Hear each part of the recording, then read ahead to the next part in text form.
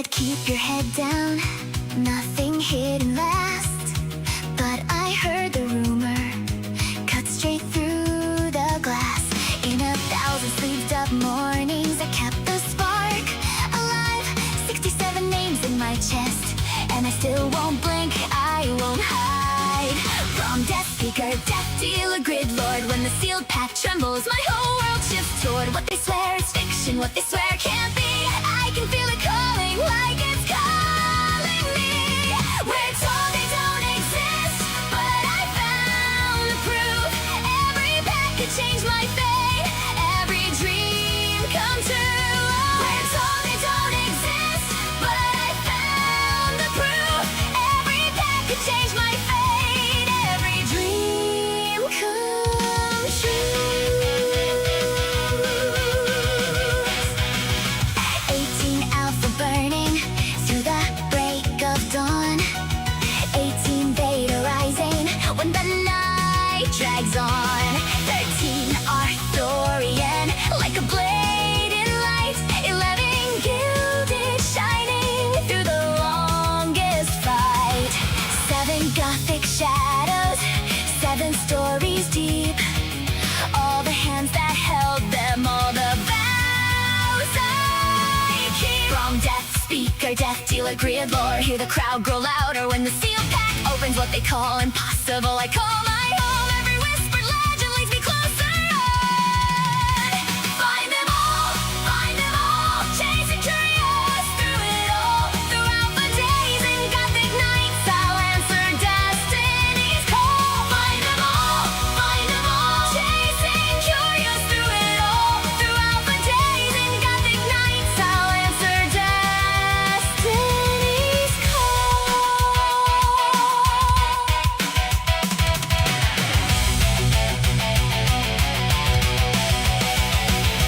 Have you ever pulled a gilded, seen that flash of gold?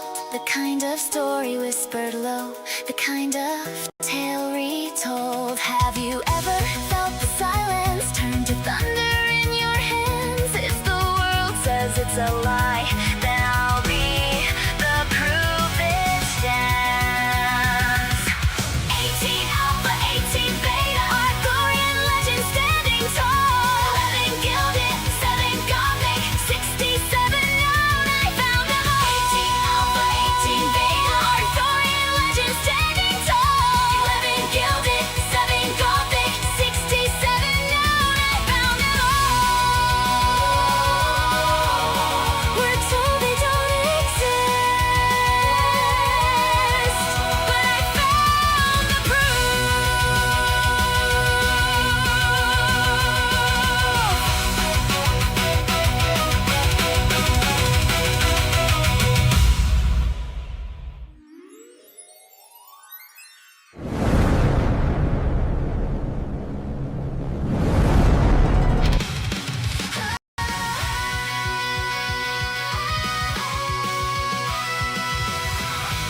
Sorcery Curio Cards. A Curio card is an extremely rare chase card found in Sorcery booster packs. Nothing hidden last, but I heard the rumor, cut straight through the glass. In 1,000 Especially if you're winning. mornings, Oh my god! spark alive. 67 names in my chest, and I still won't blink, I won't hide. From death speaker, death dealer, grid lord, when the sealed pack trembles, my Oh, whole earthquake, world shifts toward nice. what they swear is Value. fiction, what they swear can't be. Value in our. Calling like it's Satori! You did it! we're told they don't exist. Come on. Give it to him. Alright, planer. Bone right. Every dream come true.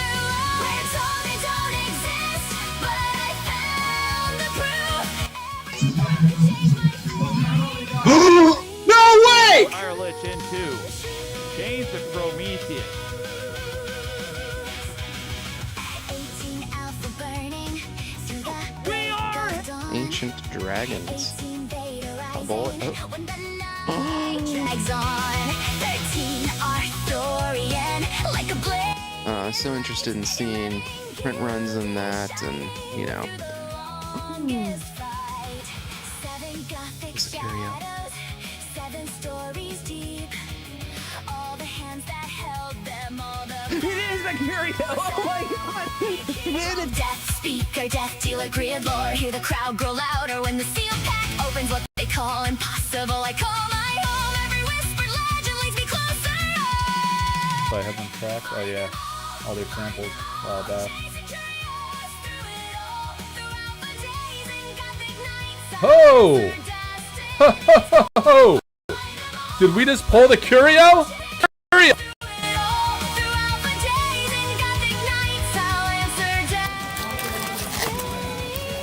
I tried at Sorcery Con. Did you? Yeah. How'd it go? Not good. It was really bad. You have to put it up that whole Yeah. Have you ever pulled a gilded, seen that flash of gold? The kind of story whispered low, the kind of tale retold. Have you Little abundance. It's been a while since I pulled an abundance. in your hands? If the world says it's a lie, then I'll be the proof. Booster packs. These cards are often nods to previous card designs, alternate artworks and treatments, and sometimes subtle details barely noticed by the untrained eye. The company does not acknowledge the existence of these cards, and they cannot be found on any official website or listed for sale on third-party sites such as TCG.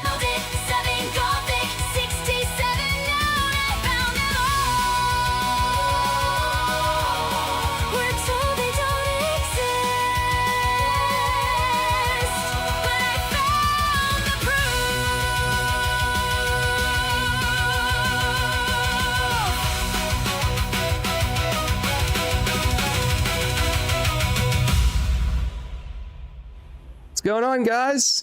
Welcome. Hey.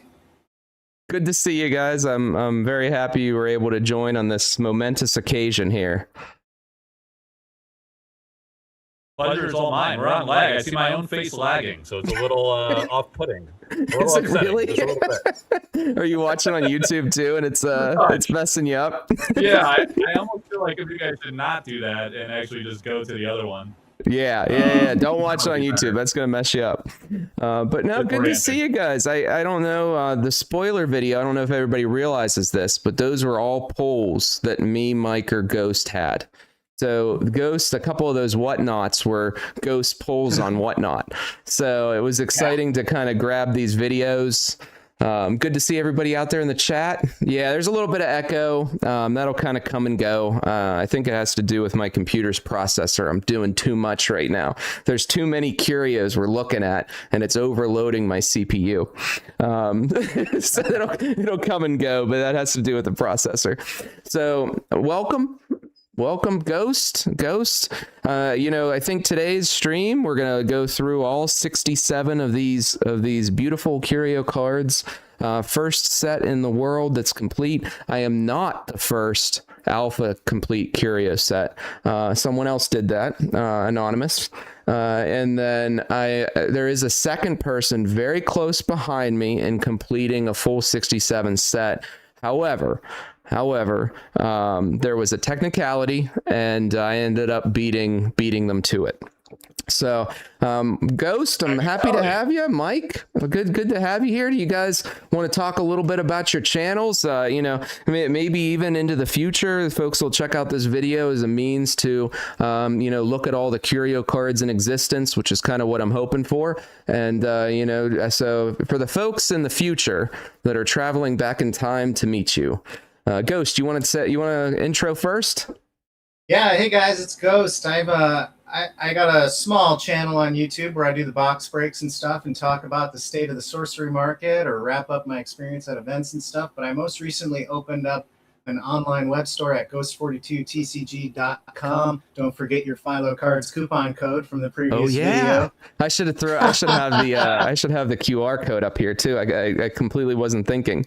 Yeah, Ghost does a ton of buy sale. Yeah, a ton of single sells. Ghost is a huge single seller. In all accounts, he's probably a much larger single seller than me.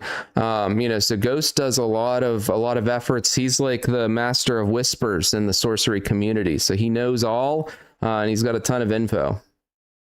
Ghost is everywhere, and Ghost knows things. That's true. Ghost knows things. Yeah. Thanks for having me, man. Yeah, Appreciate this. Thanks for coming on, Mike. Yeah, so you guys know me as Shock Jock, King of All Media is what I go by. Hang on, Mike. I got an echo on you for some reason. I don't know why. Do you have another thing open by chance? Hang on, let me see if I can fix that real quick. Right on my end. You hear an echo, Ghost? Yeah. I'm okay. It's just you, Steve. Oh, it's just me? I don't hear an echo at all. Oh, okay. Very good. All right. You better? Yeah, very good. Mike is echoing. Okay, now I think you're better now. Okay, good. Yeah, so Collector Art House. This is my shirt from Sorcery Con 2026. I forget what year I'm in. These annual releases throw me for a loop a little bit. But we are somewhere in the year 2026, waiting for the pirate mini set and then the next main set. But what I do is YouTube, internet, website, the collectorarthouse.com website. So I encourage people to follow along on the Curios page. It's kind of a great resource for the community with all the Curios documented. I enjoy researching those and talking with the artists to get the history on those. And obviously my main thing is art enthusiasm, working with the artists to help them offer their works and collecting art predominantly. You probably own more Curios than I own like total foil cards, period. I think, Steve. Yeah. Because I really buy mostly paintings and I don't really collect cards as much, except I do have a lot of prehistoric cards that predate Alpha. So that's kind of like a weird, I'm into niche stuff, I guess you could say. But yeah, I'm into many facets of the game and predominantly the art and building community, and also an organizer of Sorcery Con. So hope I can see a lot of people out there, and both of you guys are coming, so folks can see you too. That'll be fun. Yeah, Mike's a big OG in Sorcery, and quite frankly, you know, I'm excited to actually take the time with you here, Mike, and go through some of the history of the cards that you know, we talk a lot. I consider us friends. I consider myself friends with Ghost as well. You know, we're content creators, we're in the community, but honestly, I'm friends with both these guys. And Mike, I'm sure there's stories you have to tell tonight that I haven't heard yet, you know? So I'm excited to hear them. Sounds great. So sample stone 21K. That's going on right now too, Mike. You want to talk about that for a second? I'm sorry, I keep looking away. I'm closing out an auction, big auction, a record sale. The sample card Philosopher Stone is at $21,000. Previously sold for $16,500. So it's kind of a pretty big deal. Ghost is going to give us the lowdown on curio valuations, and some are pretty high up there, but not in the not so many in the 5 figures range just yet. Yeah. A second here, you were going off. I wonder if it's all of that work you're doing on doing again? Yeah, I wonder if it's on the latency end here. Let me see here. Yeah, you guys sound great to me. I'm gonna go with, how's that, Steve? Any better? It's still going. I shut down the second one. Oh, that's better. Yeah, that's better now. Better? Okay. Yeah. All right. Yeah. Great.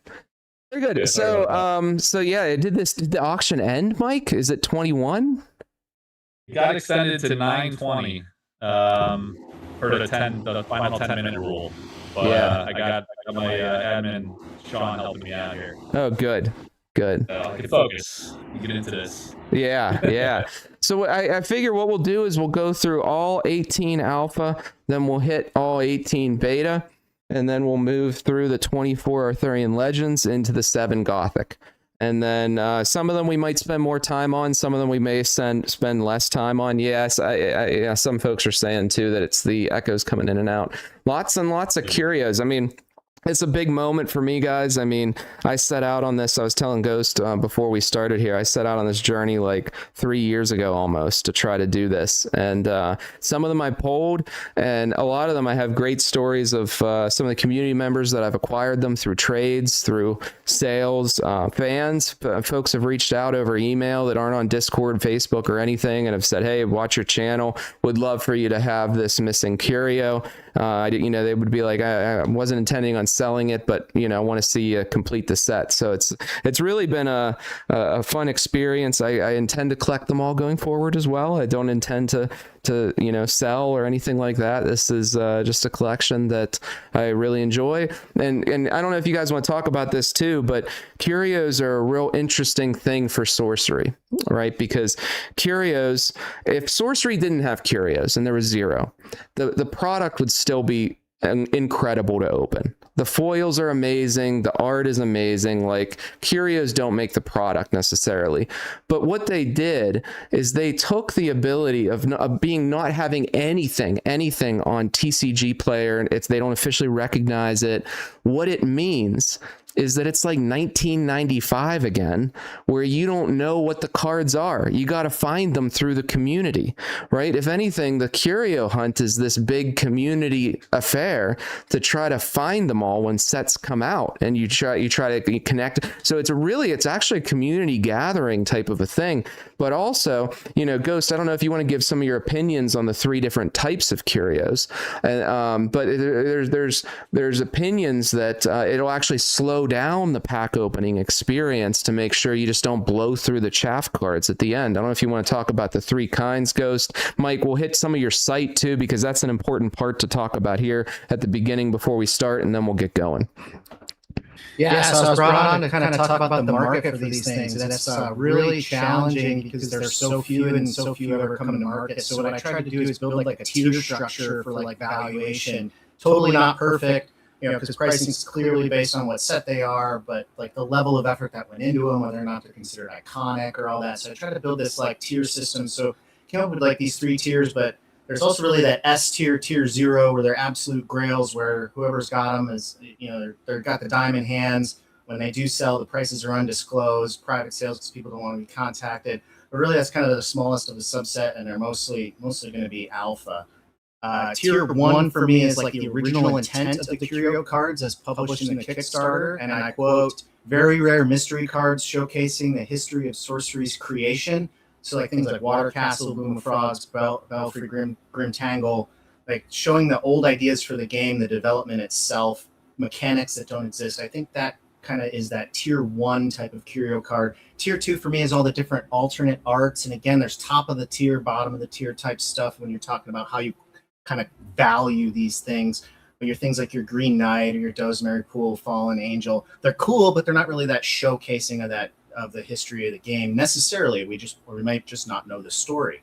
And then tier 3 are the literal troll cards, right? And they come across low effort, turn a card over to look at the word curio on the back, makes it a curio, or Squires. Your set symbol, your squires. I mean, those are very frustrating for me, but also having seen so many pack openings and stuff, they serve a real purpose to make you not just dump the back of the pack when you notice there's not a foil in there. And so it really slows you down and appreciate what's in these packs, the art and the intrinsic kind of love and value that went into creating them. So that's kind of, if I was to break it down valuation wise, in those kind of 3 tiers with the S tier kind of at the top. Yeah, it makes a lot of sense. So Mike, you've got a website, and you're kind of like the go-to source of the officially unofficial website for curios. And I can tell you, I visit the site a lot to make sure that I'm capturing all my curios. So you want to talk about your site, and there is a link to the site in the description of the video if anybody's interested in checking it out, maybe even following along here today with the curios. So yeah. Yeah, thanks, man. Yeah, and first of all, congratulations on getting all 67. Thanks. It's freaking insane. Thanks. So, the website is collectorarthouse.com/curio-cards. So you just go to collectorarthouse.com, and then on the top menu banner, there's Sorcery cards, and the submenu is Curio cards. So the reason I got into that is because, as you mentioned, I'm an OG of the game. I think I was definitely within the first 100 people in Discord when it first opened up, in like, I want to say it was 2020 or 2021. So it was like a few years before it even came to Kickstarter. So I was very involved, like in the very early development era of the game. So, Eric was very active at that time in the Discord, and we were kind of learning about his philosophy to the game, his approach to the art, but also to the game design. And there were like innuendos or hints at what these special inclusions might be, or some element of chase and rarity. You kind of touched on that, how that is an important aspect, especially when you have like a once per year release.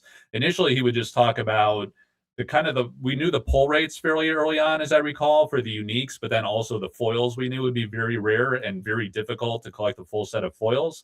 And then in the Kickstarter campaign, one of the stretch goals came the Curio announcement.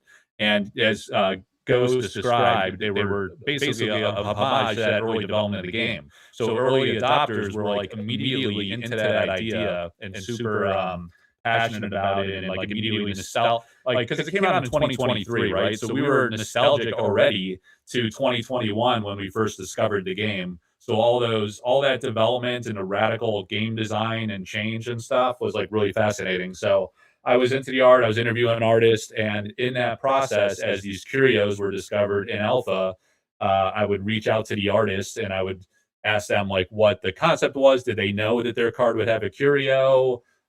Sometimes it would be an alternate art or different art concepts, so they'd be able to provide insights in that essence. And since if people are newer to your channel or whatever, they might not know that Eric's Curiosa does not acknowledge curios. So the company itself does not provide information on curios. So that's another really cool aspect of it, I think, because it leaves it to the community. It's wholly a community thing to speculate, to research, to try to discover the essence of what the point is of each one. And in that troll category, Ghost, I think there's a subclass of troll. Some are like straight trolling, like really goofy. But I think there's also like some are supposed to be just fun and flavorful because the game draws a lot of influence from those early 90s games. And one of them being Guardians CCG is something Eric was very much into. And there was a lot of like fun, flavorful art and game design and like really goofy kinds of cards. So I think that's where that influence and inspiration comes from. Yeah, you could be right about that. And some that are like a bit of a chase. It might have some meaning. But yeah, that's the long and short of it. Yeah, very good. So we're off. We're gonna get started. My CPU might crash here tonight. This might be it for this computer. We'll find out. But we're gonna start with the Eric's Curiosa sketch card. So as you guys can see here on the spinning wheel of curios, we have the Alpha Eric's Curiosa sketch. So this is the first of the sketch curios and the only one in Alpha. I don't know much history behind it, Mike, or like why the sketch for this. And I think there is something missing though in this sketch that is in the actual card. So I don't know if you want to talk a little bit about that, Mike, and then we can go into Ghost maybe on some thoughts on pricing, as well as maybe we talk pop. Yep. Yeah, so I'm going to, again, like if people are following along, you should pull up the Collector House website because the details are right there and it might be a little easier to see on the screen. But so when you click on each one, there's like a little mini article that explains the history on this one. So in the sketch, you got to wait till it rotates around now and see in the back of it. But in the actual curio card itself, next to the skull, there is a blank spot. You know, there's something missing there. When you look at the final version of the card, again, you have to be on the website or look at your personal copy. There is this little like 3-masked face thing, this ball-looking thing, and that is called the Exalted Orb, which is from Path of Exile. And for, again, those new to the game or don't know the creator's history, he was one of the 3 original creators of this RPG game called Path of Exile. And that was a special item that you would discover it was a really rare item in Path of Exile. So that concept manifests in Sorcery, where the curio itself is the rare item. That's the rare chase, and he asked Francesca to include that. The Eric's Curiosa is this collection of all these oddities that she discovered in her travels, and this one had special meaning to Eric in his journey of life. So he asked her to add that to the sketch and into the final painting.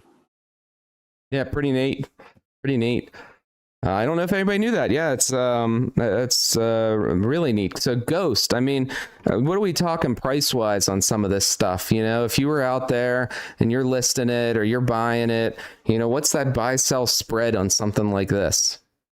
Again, really hard to say. This is absolute top S tier, tier 0 type of quality here. Absolutely iconic. I think the last one was somewhere in the 3,000s, but since then, even the regular Eric's Curiosa from Alpha has doubled in price to somewhere around $500. The foil has almost tripled in price.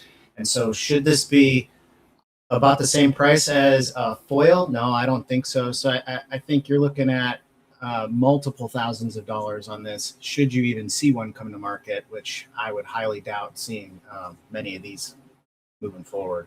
So probably somewhere, my best guess, at least five, Yeah. 5,000 today. Yeah. Yeah. Would be a It's steal. Yeah, and to your point, I mean, there's very fewer in the population of this than there are of the foils. And to spend a little more time just on this one, to talk about Curios in general, most people believe the pull rate of Curios are something in 1 in 50 boxes for Alpha, Beta, and Gothic. For Arthurian Legends, the belief is it's 1 in 75 boxes. So, right, if you have 18 Curios in Alpha, different ones, and you have a pull rate of 1 of every 50 bucks, you can kind of work out to what a pop rate is if they're all the same pop.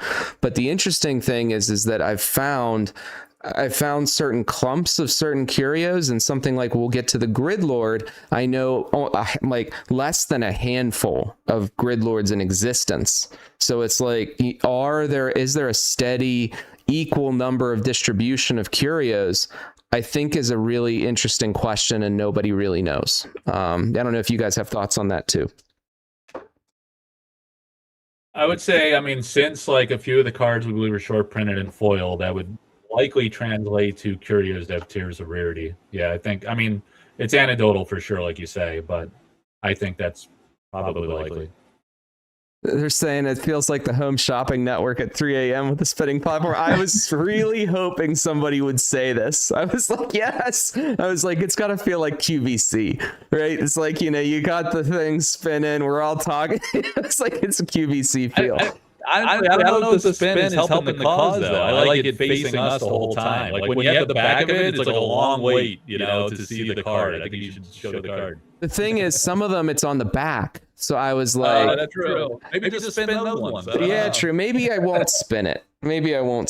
Let's see if we can get it back. So we got Bloom of Frogs up here. Chime in if you want to overrule me. That's just my personal. Yeah, because I want to see if we can look at some of the details on this too. So Bloom of Frogs. So some of the things that pop up, obviously the mana cost is different. The art's the same of Plague of Frogs. We've got Legendary Curse going on here. Obviously the look and feel, the ability of the card is different. And then if you're looking at the very bottom, the actual, it shows the card number. So it's apparently at some point in Sorcery's history, they were going to publish the card number. So I don't know too much about it. And I'll see if I can just kind of show you guys here the bottom of the card before, and alpha ones we might spend more time on, but you can kind of see, yeah, 2019 copyright, I believe, on that. And, obviously it's a 2023, Sorcery's 2023. There was like a set 300 or something like that in here. So Mike, I don't know if your thing's still going on or not here. Yeah, it is. Is it? It's still going. It's just about done. Is it blown over? At me, so I'm gonna pull it out. Is it blown over 21K? Yeah, no, it hit at 21, and if someone's asking a question about reserve process. All right, while we're doing that, maybe I had a typo in the listing. What do you think about the price, the pop of Bloom of Frogs? Bloom of Frogs is one I personally see more hit the market. So when we're talking about more versus less availability, people love the Plague of Frogs. People love the Frogs of Sorcery, but this one seems like it's more population. Yeah, I think this one was probably one of the very few we were able to get, at least from Alpha, some recent sales data. Two of them in May. One was about 1,500, and one was 1,225, which I would consider to be super, super low.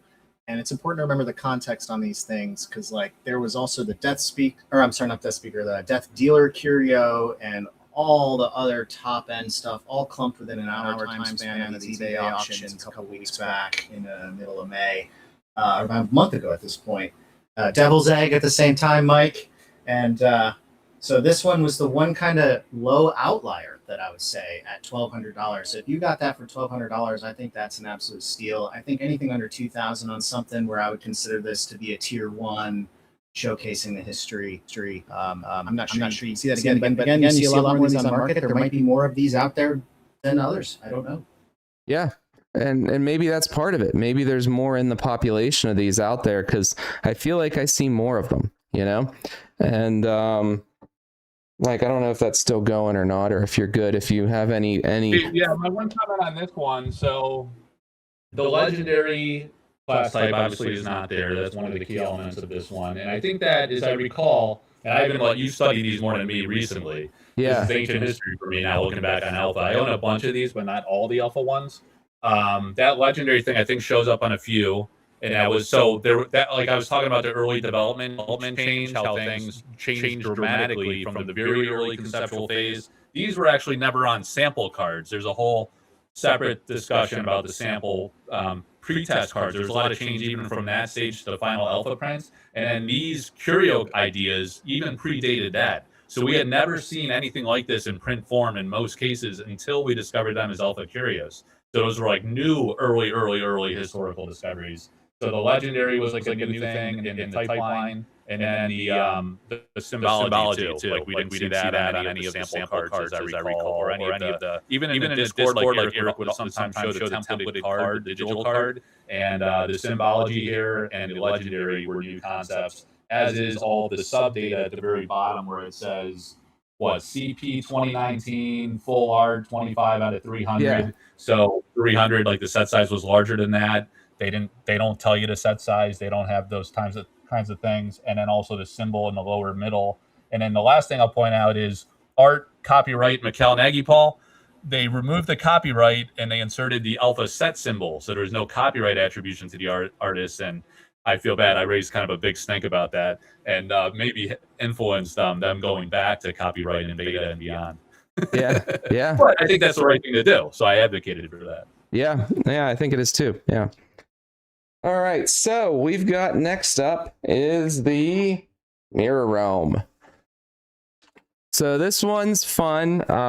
You know, obviously the whole point of the Mirror Realm, let's see if we can actually put it this way, is that it's upside down, so it's mirrored. So Ghost, this kind of fits your second category, or is it your third? Would you consider this a troll? I mean, I think it's a little low effort, but it is cool, right? So if it's not quite a squire, and it's also alpha, but I would say, yeah, if you're going to kind of classify it, I wouldn't expect this one to be considered as iconic unless there's a reason that I'm not tracking for it. But again, not a whole lot of sales data unless it's like, I don't know, the last one or two that you need there, Steve. Yeah. So, I mean, this was like one of the last ones that I needed. So I think you guys, like Mike and Ghost, you guys helped put out an all-out push in the community to help find some folks that had the two cards that I was missing at the very end. So this was one of them. And yeah, there's not a lot on the market of these ones. It seems very low pop compared to like Plague of Frogs, for example, or Bloom of Frogs. But it fits in that kind of trollish category. You know, it has to be one of the best flip art cards, though. I know it is just iconic like that, but and it's unique. It is, yeah, unique, and everybody loves the Mirror Realm art, you know. So, Mike, any history or anything special about this curio, or does it feel kind of just like one of those troll-based curios? Or it's think twice. Light, fun, flavorful, like doing something artistically creative that mirrors the gameplay mechanic of the card, I guess, or the concept. It's literally a mirrored realm, so it's like the curio version. Although in the art evolution, there's many instances where Eric took the art and I don't want to say augmented it. Like some are more zoomed in perspective wise, so you have better focal focus on the key element of the card, so it's immediately recognizable, which is a thing in TCGs. In other cases, the actual original painting and the artwork was inverted. Like I have the Key Thera mechanism original painting there that was actually inverted sideways and end over end in the card design, as I recall. So Eric played around to kind of get the aesthetic the way he liked it.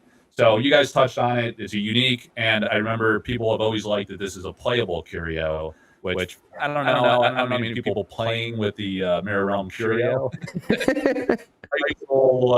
Extra, but I mean, it's just a collectible item. At least you only need one. Yeah, it's a full play set. It's a full play set. All right, so next up, we've got Free City. And I love this art. This was actually one of the ones that kind of pulled me into collecting curios. I really like this version of Free City. I really like Ian Miller art in general, but I mean, I was a fan of this card. It was the last one of all curios to arrive at my door. So this was technically the final card. It came all the way from Australia, so really across the world. And you know, Ghost, we don't see many of these out there, and I think like it's pretty desirable in a sense that it's playable. People tend to like the art on it. There's not, I mean, there's a handful of them out there. We saw like 3 hit the market here recently, but it's been kind of a frenzy. But yeah, tell us what you think, Ghost. Like, what's this doing? Yeah, I think it's real popular because it's Ian Miller art. I think it's at top of the tier of the alternate arts, and plus it goes together with the regular one, right? Yeah. So you've got it creates that kind of panorama, and so it's borderline iconic, I think, on some of the when you're looking at the curios for alpha for sure. I don't have any kind of pricing on something like this, so I would say if you see it around $2,000 or even a little more, it's a good deal. But you just don't see them.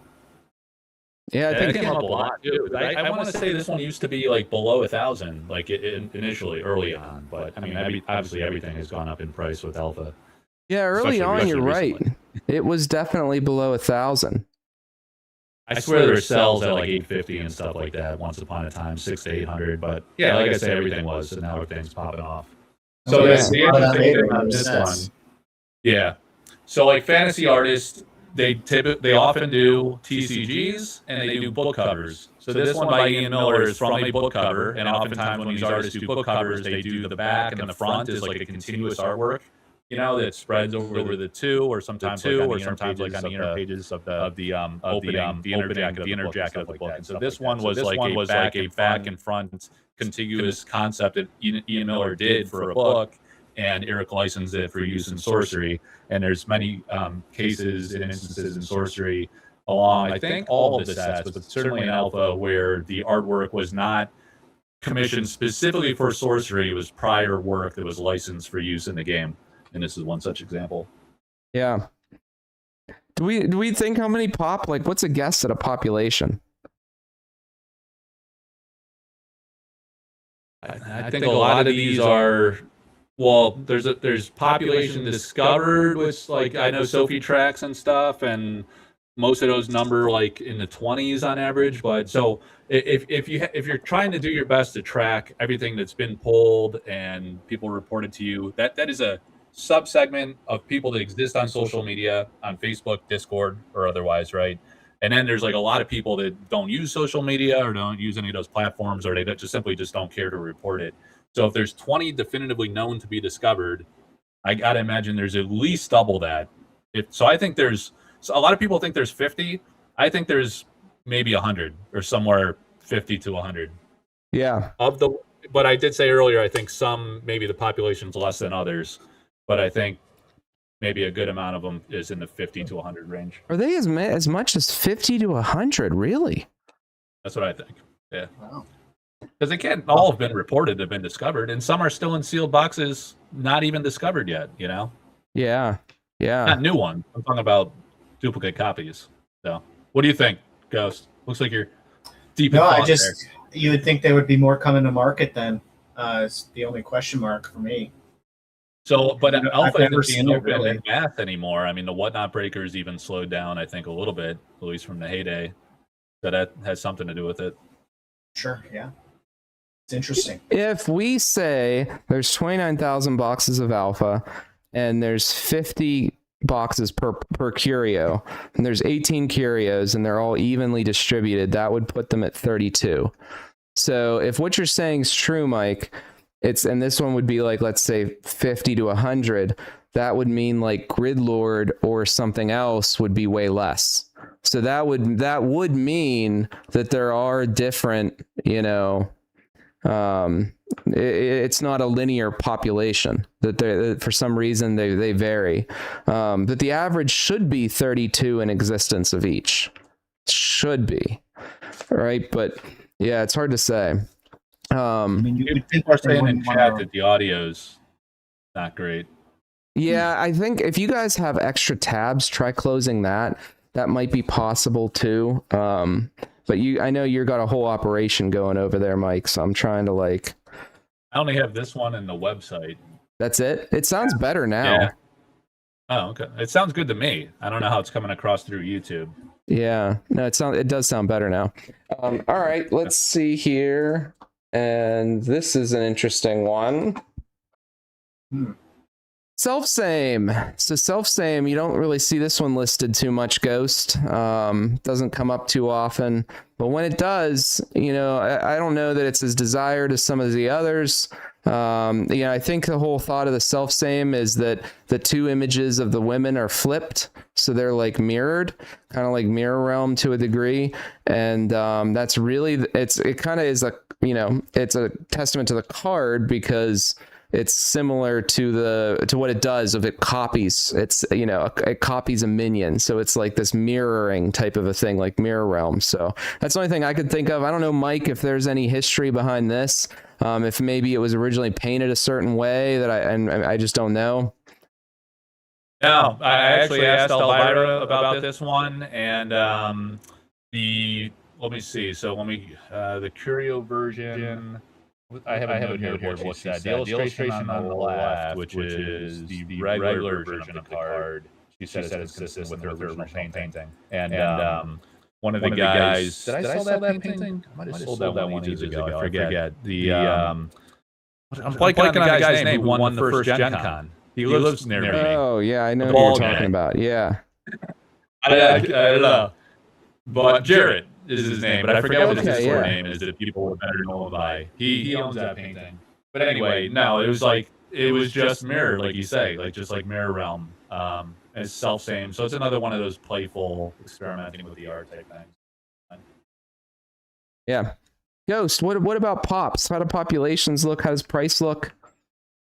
I've only seen a few of these come out to the open market, and it's one of those things where for something like this, you're looking at under $1,000 until the person selling it knows that there's a few people trying to get a set. Yeah. Because honestly, it's just, it's elite, it's cool, it's something nice to pull, but it's playful, but it's definitely on the lower tier of what a curio would demand for price, I think. Yeah, for sure. So let's go on to. The guy's name is Angerworm on Discord. If you guys know him. Angerworm, yeah. He's brought it to some shows, which is cool. Yeah, we've got here Windblast.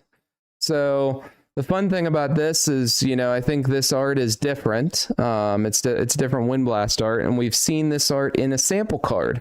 So the sample card has this. I think everything else is, there's still the alpha symbol on the card and stuff like that. I think the casting cost is correct. Any history on this one, Mike? So you know what? I don't recall if I asked Mikkel about this one specifically, but I know he had redone some of the paintings for Eric for various reasons. And actually, several of the artists have done that. So that could have something to do with it. But otherwise, like you say, I think the really cool thing about this one is we don't have a lot of examples of sample card art that became Curios. Yeah. So that is like the novelty of this one is. Yeah. I want to say, I don't know if I have it noted here, but I thought the typeline text had also changed on this one. So that's like another thing you see from the early development to the sample. There's playtest digital cards, then there were sample cards, and then there were alpha and the curio cards. And oftentimes the title, the typeline text, the symbology, the casting cost, the power level, the flavor text, the game mechanic, any one of those things could have changed, and a lot of it did change. So this has some of it. Noble's saying there's only 7 reported pulls of Windblast, and I think I fixed you, Mike. I changed the latency setting in the video stream and thing, so I think the mic's fixed. Awesome. Sorry for annoying everybody for the first. It's not your fault, Mike. I talk a lot too, so people are probably, I don't know, they might have walked out the door already.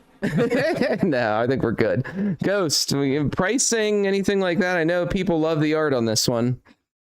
Yeah, I think it bridges that gap of being an alternate art and going back into the sample card. The sample card recently sold for just about $1,100 on eBay.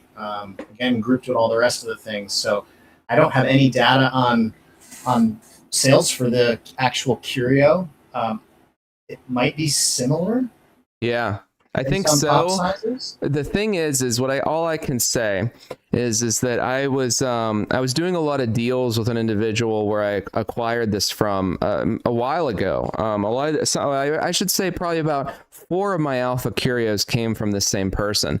And what he told me was that he paid like $2,600 for it, and you can't find them on the market. Like for whatever reason, this Wind Blast Curio is like non-existent. So it feels like it's a low pop. So it's hard to say if it would be more than the sample or not. I would imagine so, just with the low pop of it. But what he told me is out of all of them, this was the one that was like the hardest to find. And I mean, you really don't see them come to market. I mean, I've seen 2 of the samples and none of the Curios. Yeah. This one's a fun one too. I really like this one. I love Belfry as art in general. This was acquired from the same person as Wind Blast. They liked CGC, and I don't know. I just never thought to regrade. There's no sense. And it has different tap functions. It has different like mana symbols at the top. That's different from like the Bloom of Frogs that we saw before. Legendary sites, so we see the legendary again, and we kind of see the same information at the bottom of the card that we saw in Bloom of Frogs. So it looks like it's a tap symbol. Potent. Nobody knows what potency is. Any history here, Mike, on these symbols and cryptic things? You nailed it pretty much on most of them. There is also, so again, legendary. We saw that on the other ones. So that mechanic shows up again. I guess like some of the details in early development of the game, Eric was taking a more like MTG type approach with the turn-based thing. It wasn't grid-based. It had similar symbols. This kind of has like the vibe of a Magic card. It doesn't have the casting cost information on the left and the power levels on the right. It's just the right corner.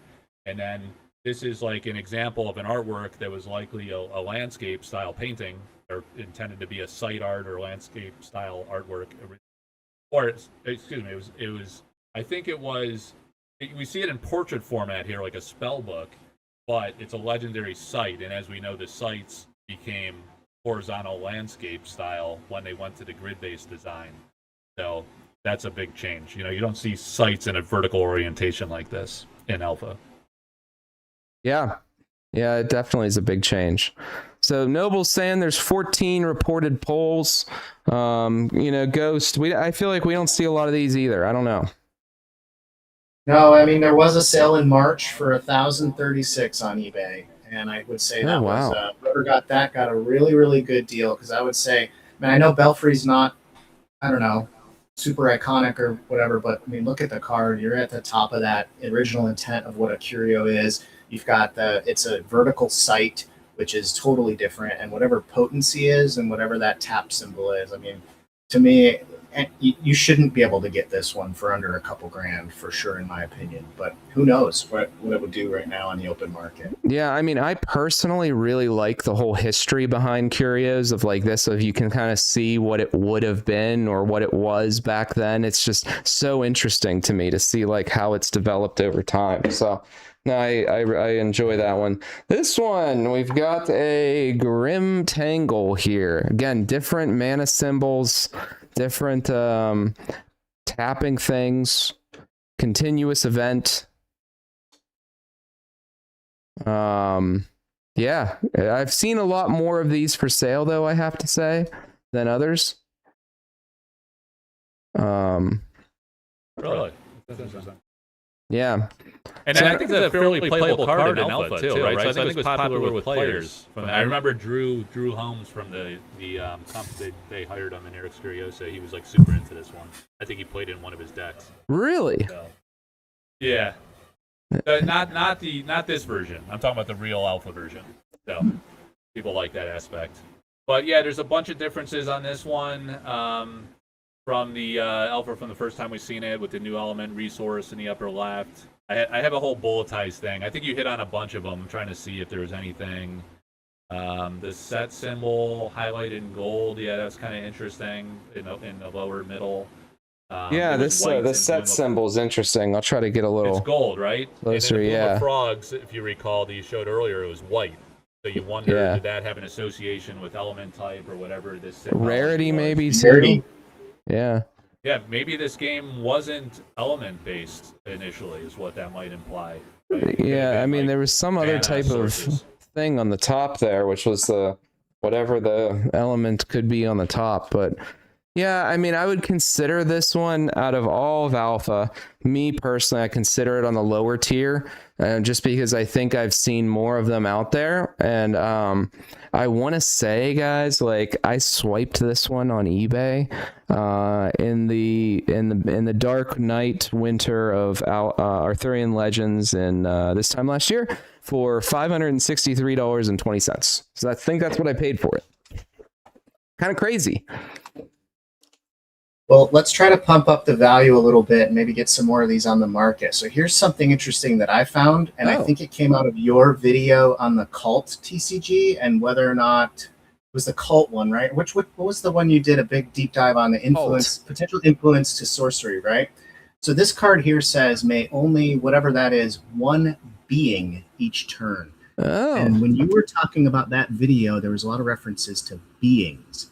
And so being versus minion, I think, is a super cool little nugget, little That well. is a very one. I never even thought of it that way. Yeah, and maybe it Read is the a homage comments on to your cult. YouTube videos, Steve. Yeah, I know. It might be a homage to cult though, and I'm pretty certain that like the team took inspiration, and Eric probably took some inspiration from cult, because there's just too many cards that line up between those two games too. Even the names, just like kind of crazy. So what'd you value this today? Honestly, if you're getting it right around 1,000, it's a steal. I mean, it's not a different art, right? But it's got that throwback to what and all these different questions you can ask about it and all that stuff. So, I mean, I would say if you're getting it under 2 today, it would be a really good deal. I would agree. Yeah, and also no type line text on that one. No type line I'd text. like to get my hands on one of those. Kind of That's interesting. cool. So is it a spell? Is it a site? Was that even considered at the time? That was. Oh, there it is. There's the devil's egg. So, probably it's the only one where the foil version of this alpha card's worth more than the Curio. But with this, I know the art's different, right? So like, I think Brian did a lighter version of this card, and I'm pretty sure that, Eric darkened it up, but I don't know if you know more history behind that, Mike. Yeah, and it's really hard to say, like, is that just printer saturation variation, or was that intended by Eric to have it lighter or darker? Because there's been some printing variants, but the thing on this one that I think was like really cool is that the shadow figures on the left, those, since it is darker in the alpha print, those are very hard to make out. And here on the Curio version, they're very distinct. You see that, and it kind of adds a little extra. Now, maybe it was intentionally diminished because the devil's egg, is the key focal component of the card. So that could have been a intentional design change by Eric to focus on the egg itself. Yeah, I know. And also, like, we could get short printed. So is there some like reverse trolling going on here, or like a little hint, like we're playing games with this one? It could be, yeah, because the foil was short printed. In this one, I can say we pulled it in the Curios slot. So we did pull this one on channel.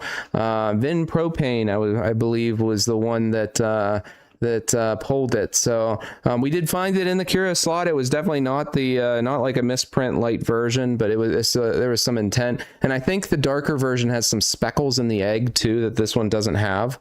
So there's some bits and pieces with that. So Ghost, what do you think? Well, we got one sale from January at $762 on eBay. I don't know the story. If there was a story, I try to compare this to like Infernal Legion, right? Where we had a little bit of knowing what the story was behind it, and we'll get to that, I guess. But without knowing the story, it's kind of hard to just. It's an alternate art, and I would say it's alpha, so it's going to be valuable. But I think at the kind of the lower end of, well, I guess it's not really an alternate art either. It's definitely less than like a mirror realm. Yeah, I would say so too. Yeah, it has. It's kind of like the least amount of change if you think about it compared to everything you've shown so far. Yeah. So I think that has a lot to do with it. We're gonna get this one going again. So we've got the cave troll, and we're getting into the troll saga here. We'll go through these as we're talking. So yeah, I mean, cave troll. Oddly enough, though, guys, you don't see it. It didn't even do what I wanted it to do, guys. We're gonna put it backwards like this, and we're gonna bring it back to the front. You really don't even see too many of them. See how it says Curio up at the top and Eric's Curio game. I mean, there's not a lot to come to market. I know the trolls aren't the fan favorite, but there's not a lot of them. There's just, I mean, how many cave trolls have you really seen come to market? You know, Ghost, do you have any thoughts? Yeah, I mean, they're going to probably be sub 1,000, just because of what they are. I mean, it's the kind of thing where it's going to cause somebody to go back all through their bulk if they learn about it later, but it's not something that someone's going to be excited to pull when there's other curio options out there. That's kind of for sure. But again, this slows down that pack opening. Every time you watch one open, it's got to check the troll. So yeah, it's serving the purpose. It is still pretty cool. And is this how we got the term curio? No, it's not, because it was in the Kickstarter, right? Kickstarter, yeah. Just, it's one of those that's thrown around there sometimes. But I think it's still cool. But yeah, definitely on that lower end, low effort. Yeah. Mike, any thoughts on the trolls? I don't think I'd use the word cool for that one. I'm gonna flip to different ones. It always irritated me. However, I think like a low key underrated aspect of it is you need all right, there's the trolling aspect of it. It's not just the one troll, right? Even if it was, you'd have to check all the trolls and be like, surely we didn't find the others. But they doubled down. There's 3 different freaking trolls. We'll get to that.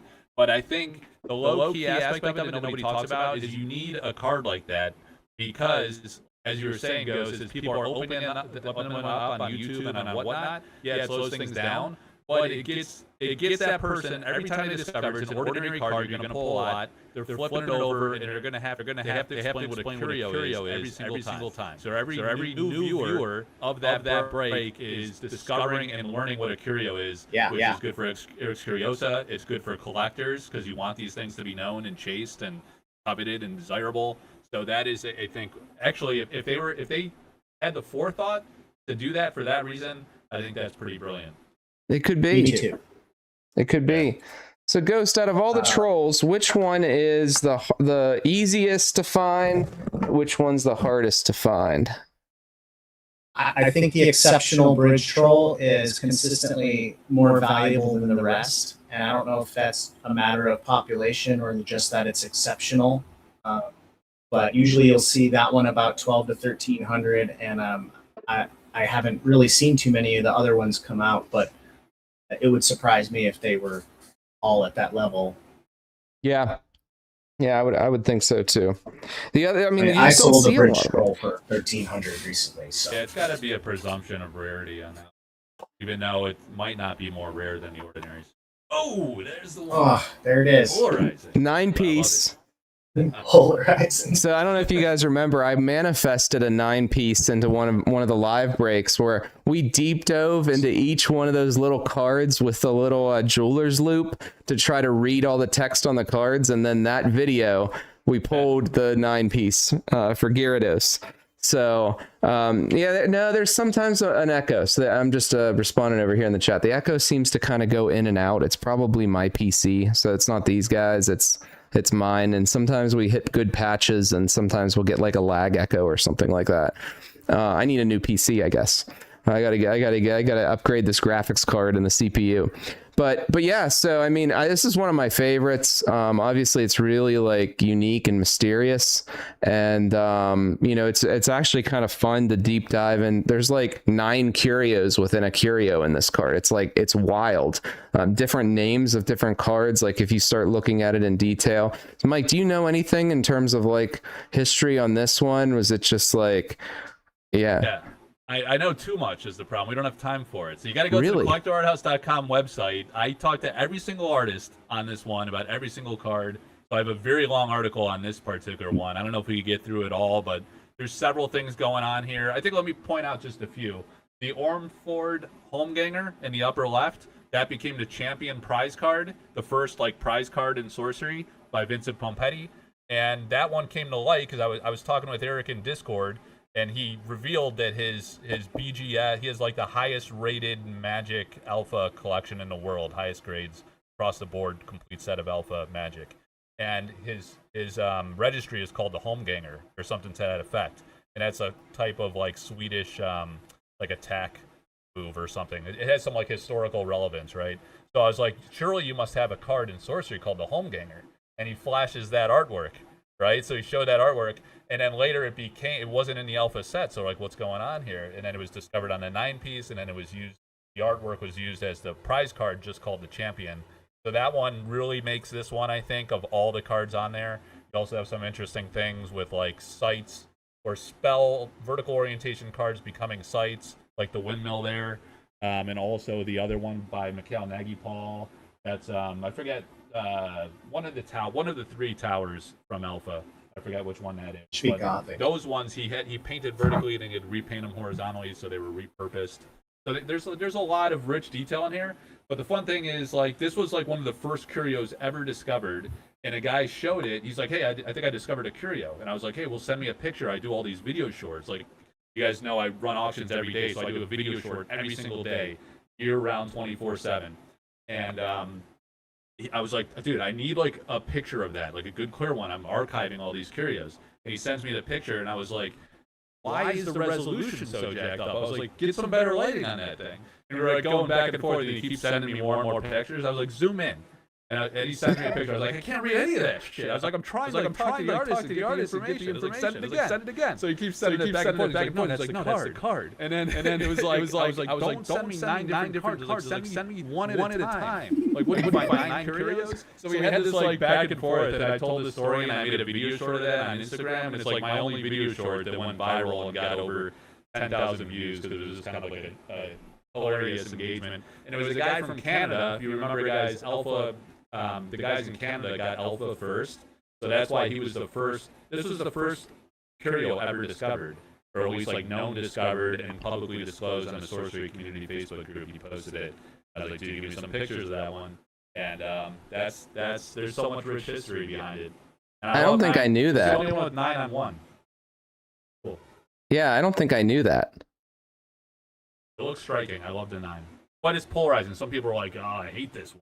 Goofy, 9 cards on 1, you can't even read it, this and that. I was like, I don't know, to each their own, I guess. What do you think, Yeah, no, I think this has got it all. I mean, we didn't talk about the avatar on there with the text box and everything, because it's a minion in there. It's a minion in there, something I think you had, right? But I'm still trying to figure out how you break. That was incredible. So I think you're probably single-handedly responsible for making this into that tier 0 S tier iconic for the game.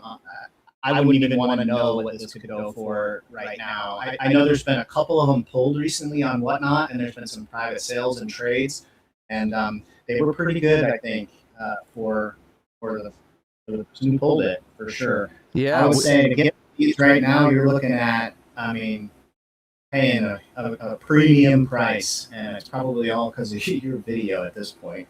Yeah, for sure. I mean, I think a lot of people just like this one in general. Like, it's just a fun one to own, you know? It's a really good one. Yeah, check out Mike's site, because, like, I didn't know that, Mike. I didn't know a lot of that. There's a lot of stories, yeah. For every single one, I did profiled all 9. River Styx. This was one I saw a bunch in like 2025, early 2025. I saw a bunch of them coming, and then all of a sudden I haven't seen any more of these. They kind of like vanished. So I mean, we know this was in the pledge pack as a foil. It was Death's Door. We know that art was there, but this tells us that at some point it was a legendary site, and the abilities are really wild. The river connects your discard pile, and creatures may move to and from it. You may pay life equal to the creature's cost when anything moves from your discard pile to here. So like, it's actually kind of a fun ability. Yeah, River Styx is one of my favorites too. I mean, you have the art in the pledge pack on Death's Door, but the interesting thing is the ability here, I think. I don't know, Mike, do you know much more about the history here on this one? Yeah, so one, like, people love the artwork. It looks freaking awesome. And the real fascinating about this one is there was a digital version that was in, like, so in the early days of Discord, they were releasing updates to the card set or a subset of the cards as they were designing and introducing more cards or design change. It's like a patch, you know, like they put out new cards with design tweaks and whatnot. So there was a digital version of this card. I don't know if it was on TTS or if it was on the Facebook page that they had. Not the Facebook group, but they had a Facebook page in the early days. But one way or another, there was this digital version. I have it up. It's on my page. You guys can go see it. It was called River Styx, but it was a horizontal orientation. So it was a site, you know, like a traditional site. It says this unique site touches both life and death. Oh. So it was a unique rarity, which was a difference. Here you have a legendary, which is really cool. And then the mechanic says if there are 10 or more dead minions, the river connects to all cemeteries as if it was in a site. So it connects all the 10 or more dead minions. It connects all cemeteries. So what does that mean? Like, how does that work? It was like really fascinating and interesting and dramatic design change. And then again, it wasn't used, right? It became like the Death Door token. So much change on this one. Iconic artwork that universally love. Yeah. They made a playmat out of it for Kickstarter too, as I recall, right? Mm-hmm. Oh yeah, I forgot about the playmat. You're right. Yeah, you're right. Yeah. Yeah, I don't think I knew that other stuff either there, Mike. So Ghost, what's something like this doing today? You know, what are your thoughts on this? Good luck finding one, I think is the bottom line. I think maybe Cold Foil Heroes had one for sale recently. It sold for quite a bit, I think, if it even sold for a public amount. They're just hard to get. It's at that top of that tier one with all the different correlation to your pledge pack and playmat, and then you got that cool ability. So if you're trying to find one of these, it's going to be right in line with the other ones that are in this tier. I don't see it going for under a couple grand ever again. Yeah. Yeah, I think so too. Yeah, it's a beautiful card too. It's one of my favorite arts. Absolutely. All right, we've got Murder of Crows. I love this one. Murder of Crows. So, I mean, the Scarecrow art, every time I'm opening alpha packs, I see the Scarecrow with the little crows on the side. I'm like, I'm gonna hit this thing. And yeah, I mean, I had an extra one recently. I think it sold on eBay for like 1,500 or something like that relatively recently. I've seen a lot of these kind of pop up in terms of population. But Mike, you know, have we seen this art anywhere else? No, this was like an art that wasn't used in alpha, so that's a unique aspect of it. It has the being that Ghost was talking about earlier, being animal. It's really cool. And then, so there's a funny story on this one. If anybody knows Mikhail Nagy-Paul, he's come to our first 2 Sorcery cons, trying to get him to come back again next year. But he speaks very little English, but he's got like a hilarious sense of humor and personality.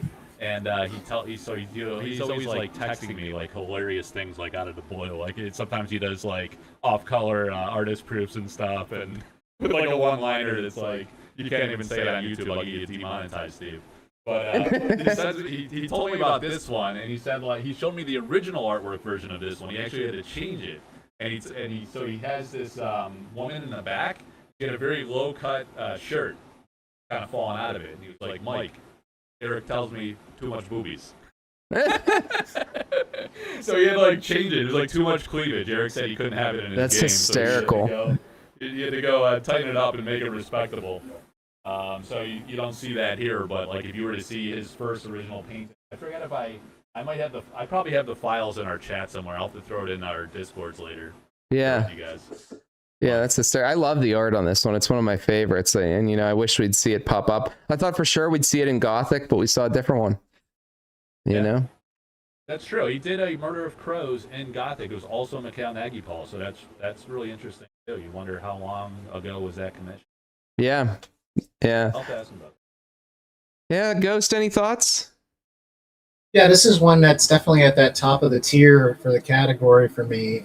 It's got that cool art, the cool mechanics. just recently, I think we've seen them sell for kind of on the lower side, but at the same time, I know of either at least 4 or 5 private sales or trades that have taken place with this one, to the point where some people were wondering if there were more of these out there in existence than we were thinking. It was some private conversations that I've had, but I think it's just because we had Murder of Crows in the new set, and so a little bit more awareness to it, a little bit more people trying to bring them to market, and so I don't know if you can get this one for, I think what yours went for. That was a Pretty good deal. Darn good deal. Yeah. Yeah, I think so too. You know, with all this stuff, we could be way off, right? I mean, who knows? Everything's all about what one person's willing to sell for and what the other person's willing to buy it for. So yeah, you're right. Yeah. All right, so boom, there he is. And you guys know what this is. We're showing this side, but in reality, that's it. That's it. Mike, you have one of these, right? I do, yeah. I love this one. There's only like 4 in existence. I don't know of like, I haven't heard of any more than that. I don't know, Noble, if you're pulling pop reports. Okay, 16 on Murder of Crows. I don't know if you're doing pop reports on Gridlord, but this was one of my I had to dream once that I pulled a Gridlord, and I woke up and I've been saying it in streams ever since, and I've never pulled one. You know, we constantly look for it. I actually love this card a lot. Mike, I think you know a lot of history in terms of like what the game used to be called and some thoughts behind that. Yeah, so there was, again, this was posted by Eric like many years ago. I actually connected with one of Eric's best friends. He was like one of his like high-end Magic card dealers, and he was telling me about the early days of announcing the card, and Eric kind of, he was asking his friends, and then he did like a thing on Facebook asking for feedback on what people wanted, and some people really didn't like Sorcery Contested Realm, or so there were 3 names. There was like Avatar. It was called Avatar: A Realm at War. I got a picture of it on the Facebook community group that I'm. There was Atlas: A Realm at War, or Avatar: A Realm at War, Atlas: A Realm at War, Sorcery: A Realm at War. Were like some of the first 3 names that were being tossed around, and some of the guys, his friends and people in his circle, thought it was too derivative of Magic Gathering. You know, saying Sorcery Contested Realm. So maybe he liked that because he's such a Magic guy, you know. But there was other names, Gridlord, and then there was Spellcraft. We discovered these early playtest cards that have Spellcraft on the back. It has the same Francesca Beralda artwork like you see there, but of course it has Spellcraft in the top. And I think those were all of them. Spellcraft, Gridlord, Avatar: A Realm at War, Atlas: A Realm at War, and Sorcery: A Realm at War. So it makes you wonder, will we ever see those as Curios in any set? I've been kind of disappointed that we have not, but we need to be on high alert that could happen. And what about Omnipotence too? There's like Omnipotence. Yeah, that's on the one of the beta cards you're going to show us later. Oh, okay. Yeah. Very good. So, Ghost, what would you pay for a Gridlord right now? well, I'm not buying because I can't afford that. I don't have a second mortgage or something what it would take to get one of these at this point. This is, to me, this is iconic. This is this is holy grail level, absolute grail, 100% iconic, defines sorcery. I mean, it's the sorcerer avatar, right? And then you got that history, and it's funny that it's on the back, but I think it encapsulates everything. And if it wasn't for the Death Dealer and the Death Speaker, this I think would be way up there. I think so too. The 9-piece too, but like to me, 9-piece Gridlord, Death Dealer, Death Speaker. I agree, Ghost. I mean, I think it's up there in terms of price. And then here he is. Wow. There's the Death Dealer. So, obviously Frazetta art, not just Frazetta art, but the Frazetta art and the original Death Dealer was Frazetta. Then you have this Death Dealer, which it's another Frazetta. So you got like this holy grail of Frazetta collecting. Death Dealer, which is one of the most iconic cards, just the ability and everything in it. And then you have on top of it, it's a Curio. So it's just like it instantly becomes a holy grail of Curios because it can, so you could be a Frazetta collector and not even a Curio collector, and you got to get this one. So it's just like, it just touches so many. So, Mike, I think you've had some in sales before. I mean, I don't know if you know any details too in terms of like the history or like, you know, anything about Frazetta from a perspective of use in sorcery or anything like that, or any thoughts? Yeah, I mean, obviously, like Frank Frazetta's. If people aren't into art that much, he's kind of like the guy that started the fantasy art genre, or like a super legendary figure that was super prolific and all his painting fortune. He's passed away now, but he influenced many artists, and especially many artists in the fantasy art industry. So to get his work licensed in this game was very significant. That's something we didn't know until Kickstarter. So there were like two major announcements that were kind of like inflection points, or felt like major news during the Kickstarter, aside from the Curios and kind of the add-ons. There was like the Rudy Alpha Investments promotional value, and then there was the Frazetta deal. So going into the set, we didn't know the Frazetta cards were part of the core set. They always held those back, and they weren't in the playtest set list on Tabletop Simulator. So to get his licensed work in the game was a big deal. Sorcery did it first, right before Magic did that artist miniseries thing, or what do you call those things that Magic does? Oh, Secret Layers. Secret Lair. They did Secret Lair with Frazetta art. It was a lot of the same ones that were in Sorcery, and so there was like this whole thing of like, did one copy the other? And I remember thinking like, I don't care about that. I'm thankful Magic did that because it was massive promotional value for Sorcery. Because now when people like people like image search stuff all the time now, especially now even with AI too. But like, there was always image search even before AI was a thing. So when you image search this card, you're gonna find the Magic version, you're gonna find the Sorcery version. You're gonna say, oh, what's that? That's Sorcery. I got to check that out. The art looks amazing. And the way Eric did the design with the text box not covering up half the freaking art, it just looks way better. Way better. You know, it's not even close in my opinion. So. Yeah, it was a great inclusion. Iconic. Always super valuable. It was always one of the top 2 most valuable. Yeah, I think so. It's definitely rivals a Death Speaker Ghost. I mean, what do you think? Yeah, you're never going to see this for under 10K again, in my opinion. It almost breaks my my tier structure talking about it, but it is with the Frazetta, everything that Mike just talked about. This is, I mean, look at this art and then the name, and it's just absolutely iconic. And yeah, the people that have this one are not letting it go very easily. That is for sure. Yeah, no, and there's not many of them. I don't know in terms of pop out there or anything like that estimates, but there's not many of those guys.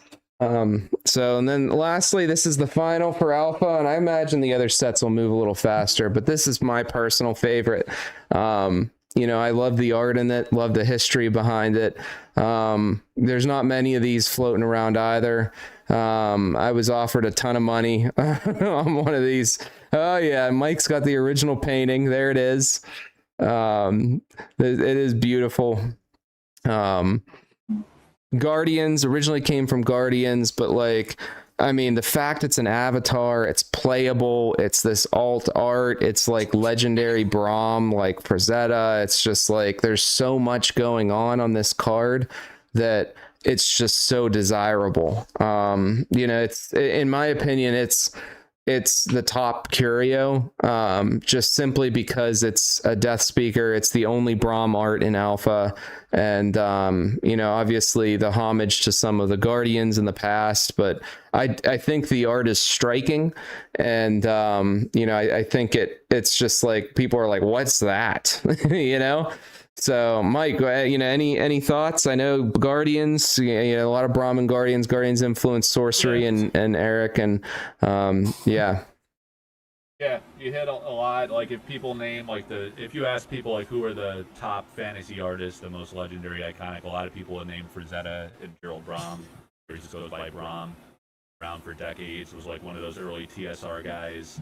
And there's a lot of great stories with him, like Alan Pollock and Jeff Easley and Tony Sublow all worked with Brahm at TSR. So they're all friendly, they know each other. It was really cool. Like at GaryCon recently, like Tony goes every year, but Brahm went this year. Usually doesn't go. Like Easley's almost always there, and Tony goes often. So those guys get to see each other, but Brahm showed up this year.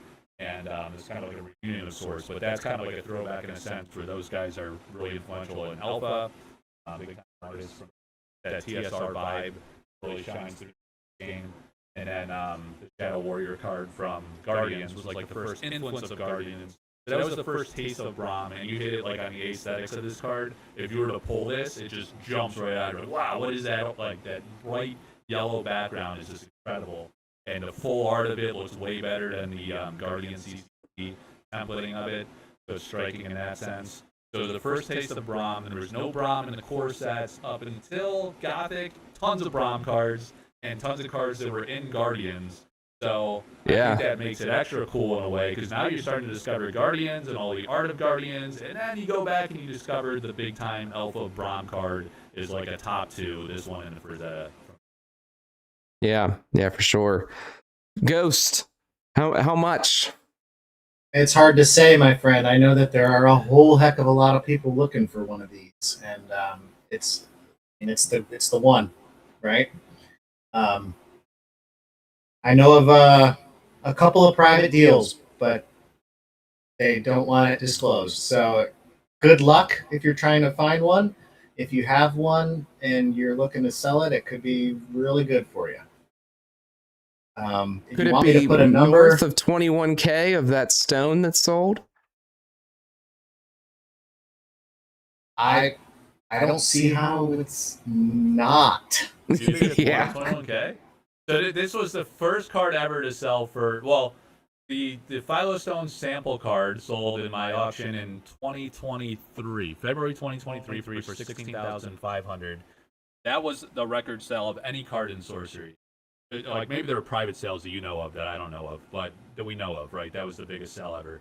Now this one was the first 5-figure like core set card that ever sold, or Curio. Right. And it was, I remember as a guy in the UK, it sold for like 8,000 British pounds, and like no, us gringos have no idea what that means. We're like, oh, it's like $8,000, right? And then you look it up, and it's like, whoa, that's like 11 grand. It's a 5-figure sale in Sorcery. It's freaking huge. And that was like really early on, like soon after Alpha, so that was a really big deal. But now I agree, like that's probably just a baseline price that enough people would pay that becomes the valuation.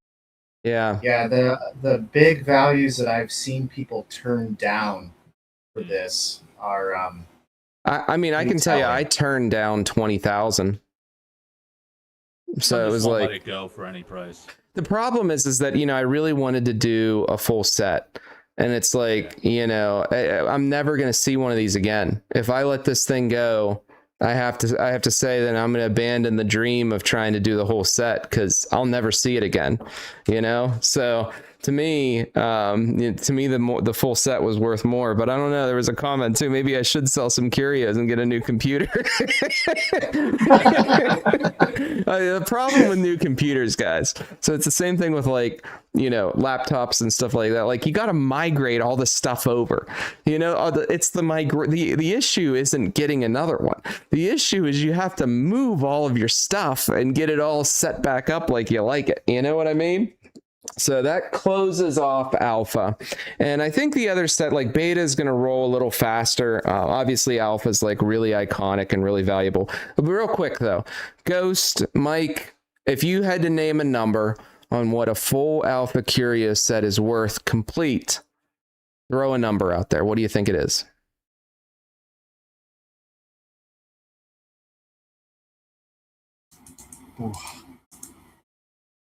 it's going to be probably about the same as a full foil set. I've thought about the same too. I would tend to agree with that.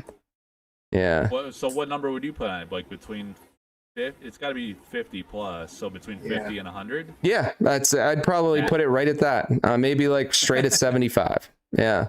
I was thinking 75, because if you sell it as a lot, you're going to sell. You're going to make a lot less. You could probably get it for 100 if you pieced it out. Yeah. No, you're probably right. Yeah. I think it's worth more together because there's so few complete sets, and there's only 2 complete Alpha set Curio sets in the world. So like there is something to be said by that, but it's probably the right buyer has to come along for something like that for it to make sense. Yeah, we still need to see some of those types of buyers come into Sorcery that are going to have that kind of cash. Yeah, no, you're right. Syrian Templar. So this is a foil. We hit into beta where we actually have foil Curios, which is interesting. So we're going to have the foil Curio crew here coming up.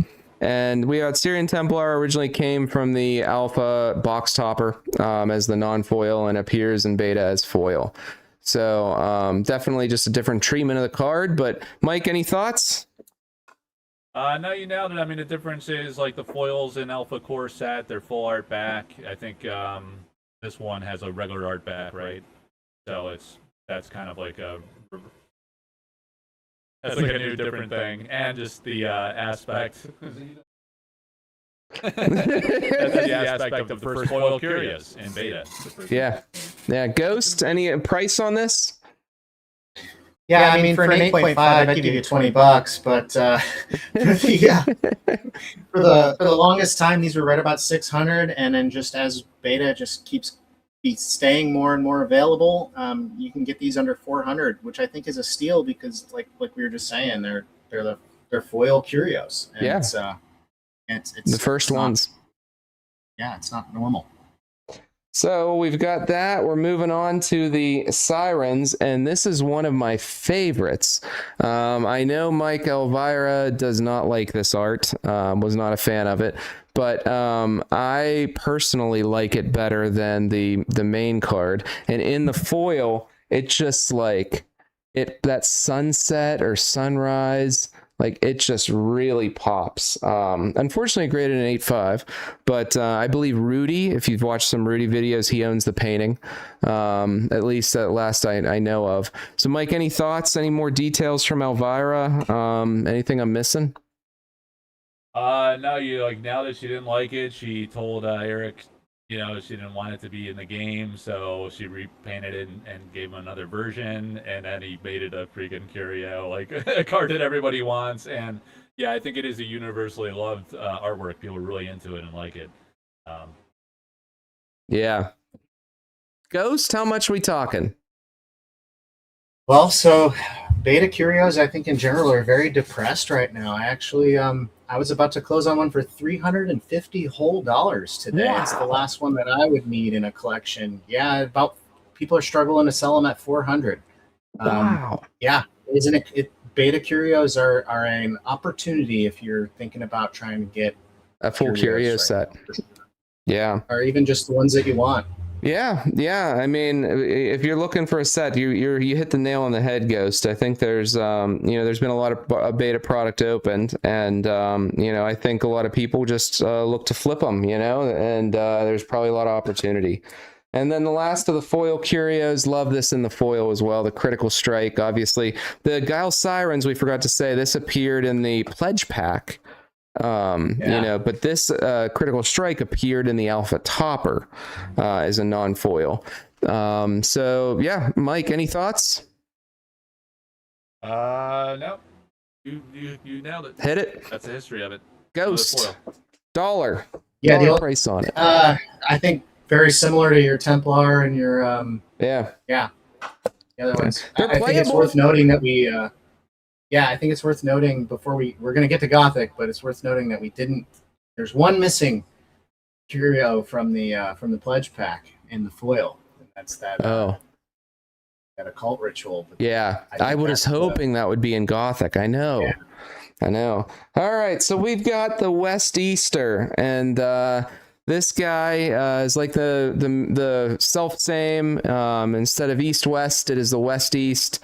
And it's like the mirror realm, kind of that just mirror image troll of itself. I don't think there's anything from a lore perspective here. Mike's abandoned it for a second over here. He vanished. He's gone.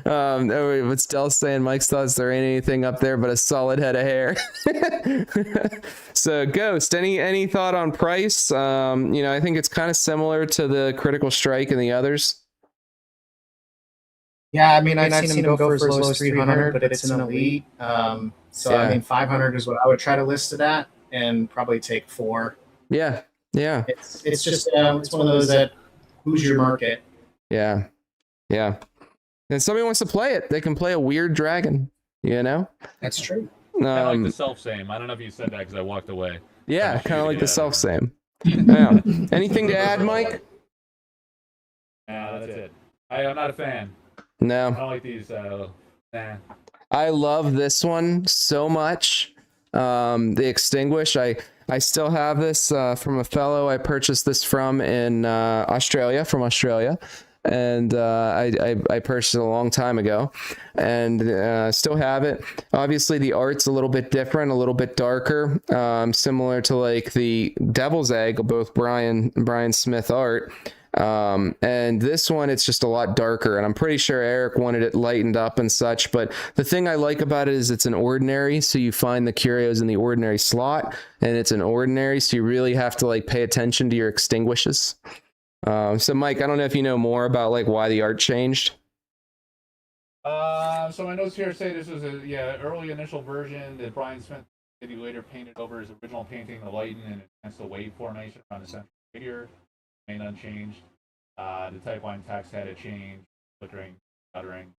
But like this is kind of like a Brian Smith thing where he tinkers with his paintings a lot. Like he'll come back to his paintings and continue to play with them or reinvent them and stuff, like his personal works. But I think he's done this with some. And then also like he's one of the artists I connected with very early on, and really helped educate him on what the TCG dynamic and the art market for TCGs was like. Because he was just a guy on Instagram selling paintings to like collectors, just doing his own thing. This was his first TCG. We had no idea how to adjust to like painting for a card design and using templating and stuff like that. He always had the creative freedom to do whatever. So there's some funny stories where like Eric made him repaint a lot of paintings in early days, or he just saying made him, it sounds a little harsh, but like out of necessity he had to do that for it to work for the card. And there was one with the the one with the whirling blades. Like it was the guy's head and whirling blades was the way he painted it. It was going up into the text box up top. So he actually painted on board. He had to paint like another 6-inch board on top, and then take a picture of them and digitally connect them to create some negative space up top where you could put the text box without the guy's head being cut off. Oh wow! So it's kind of funny. So that's like an example of like how he had to evolve as an artist and like get accustomed to doing it on a card template. Yeah. Ghost, I mean, I don't see too many of them, but it's like the beta curio bear market at the moment. So it's like, what do you think?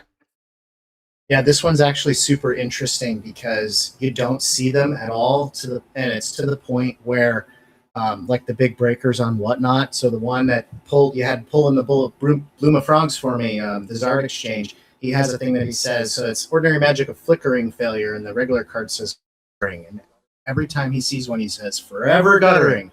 And because he's never once pulled this curio, it's like I think the only one that he's never pulled. Like nobody pulls this. It is like super rare. So if you're talking about are there different populations of these things, this is one that's definitely a candidate. And the funny thing is, at the same time, I've had one that I got in a collection probably a year ago now that I've had listed at $600 since then, and still can't sell it. So wow, I know, right? And so it's got this super unique kind of like hard to get aspect of it, but I think it's just maybe not as well known, and plus it's ordinary. Yeah. But yeah, interesting story on this one for sure. That is very interesting. Yeah. Now we've got the Black Obelisk, so kind of like the opposite of Belfry from Alpha. We get the same lore in terms of the history, different mana symbols, different text, and things like that in this one. And I enjoy this one in beta quite a bit. So, Mike, any thoughts? Yeah, so this is the one you were talking about earlier. It has the word omnipotence at the bottom. Oh, yeah. Let's see if we can see it. I got a different setup going on here with all of this, these rotating things. I don't know if you guys can see that there on the left. I think you should be able to see it. In the lower left. There it is. The first word in the lower left of that. Yeah, there it is. So in the early days so many people don't know that are newer to Sorcery is that Eric isn't the sole creator of the game. Is this guy Nick Reynolds, who actually, the guy that I was talking about earlier that sold Eric the MTG cards, him and Nick Reynolds were like best buddies. And this other guy that worked with Eric and helped him get his collection introduced him to Nick Reynolds. And Nick wanted to pitch him on this game. Eric's actually talked about this in a YouTube video too, and he's joked like he was like, yeah, he's like, I don't know, like he was like a video game designer, you know, so sometimes people ideas and stuff. And like, yeah, I feel bad. I'm gonna go probably meet this guy and not really like his idea and have to figure out what to tell him. You know, Eric's like quirky way of talking. He's like telling the story. It's kind of funny. But he met him and he had like a pretty brilliant idea for this grid-based game. So anyway, like that's Nick Reynolds. He's the co-creator of the game. You don't hear about him as much. I think he helps behind the scenes, stuff like that. But he made, I think, like 2, maybe 3 YouTube appearances with the Curios team years ago. You never see him anymore. And in that appearance, in the Q&A, he was talking about, I think, like, someone had asked, like, what's, like, a favorite memory from the development of the game or something. And Nick said he sent Eric a card, and it just had this one word with the title was Omnipotence. And it was, like, this card where you could, like, do anything. I have a sense that it might have been, like, Keep Their Mechanism, had, like, real splashy and that. And apparently, you know, they both were tickled by that name and really liked it and stuff and wanted to use it in some way, but they ultimately didn't think it was practical, so never had a use case in the core set. So they found a way to introduce it into a curio, and it was really fun because it was out for a while. And I remembered that video, and I was like the first one to start being like, wow, this is like actually a very significant curio card, because otherwise it looks pretty straightforward. And Yeah. I mean, it seems like it had a lot of elements that were in alpha with the symbology and stuff. It wouldn't otherwise really stand out as profoundly different until you pick up on that one word in that one interview with the one guy who was like the creator of the game design itself. So it's very significant in my for historians of the game. When I was creating the spoiler video for this, I wrote a bot that was skimming all 3 of our YouTube channels for the word curio, and I ended up going back and rewatching a little bit of that video, Mike, that you were talking about. Yeah, Ghost, how are we doing price wise? You can get these for a steal for what it is, and just because people don't know to look for something like omnipotence and whatever. So that's the value of a show like this and a website like Mike's is that knowledge and getting it out there, because you can get something like this for like criminally underpriced. Honestly, this one I actually have 2 of them right now, and they're like $500 or less, which to me is I'm not interested in selling them that low for what this is and what this shows you. Yeah, I would agree. I have the quote here, Steve. Let me just have 1 second on this one. I have the quote from Nick, and this gives you better context. I was going off of memory. So he says, pretty early on, after Eric and I started working together, I kind of jokingly sent him this card called Omnipotence. And the card text was, "You may." That was the only text on the card. So that was the effect I was trying to remember. So this is Nick talking. He says, and he just seemed really tickled pink by that card idea. He really loved it. And we even started calling the game Omnipotence for a while. I think it really speaks to the vision of the game. We just really wanted people to have fun. So it's really rich history. You get it cheap. I really value this card. I don't own copies. This is probably the one I would go for in beta, and I'm probably just destroying my hopes. Ghost, what's up, Mike? Yeah, I got a couple, but hey, it also has creature on it too, which I think is pretty rare. Pure magic throwback. Creature, you said. If you create a creature and then it's something about dusk. Oh yeah, 2/2 creature until dusk. So there was something about time then. So much cool. Yeah. All right, we've got the shifting sands, and let's put it down on the side. I had this pulled in the spoiler video. It's the same one. So this one, there were some misprints in the alpha precons. The alpha precons had some lines next to the alpha and artist name, and the precons were missing the lines. So they this in the Spear of Destiny. Let's see if we can get my thing to. There it is. There's the line right there. That's it. That's the whole difference in the curio. That's the difference of the art versus the alpha. So some would consider this a troll, Ghost. It might be one of the least expensive curios in existence. I think going for around $200, something like that, Ghost. Less than that, my friend. You're looking at $100 or less if you really want one, and at least it's accessible. You want to have a little piece of history. Yeah, yeah. Mike, any thoughts on the misprint and anything like that? Yeah, I think it was just like a light, fun kind of poking at themselves, joking about the mistake. I think, Steve, it also has an alpha symbol It does. on there Yeah, instead of yeah. a beta symbol. Yeah. So, like, if you were an early adopter of the game, you'd kind of understand the history in this one and maybe appreciate that. But I think the reason why it's not valued is because no one knows these stories. Like, the game's growing a lot, and you'd have to really do some significant digging with some of the OG's content. Really, like, do your homework to care enough to go dig into this one. And then to actually care about that, if you're new to the game, I don't know if everybody would. Here's the other one. Speak of the devil. So the same thing, beta curio. Obviously the resolution's different because it's beta printed and not alpha.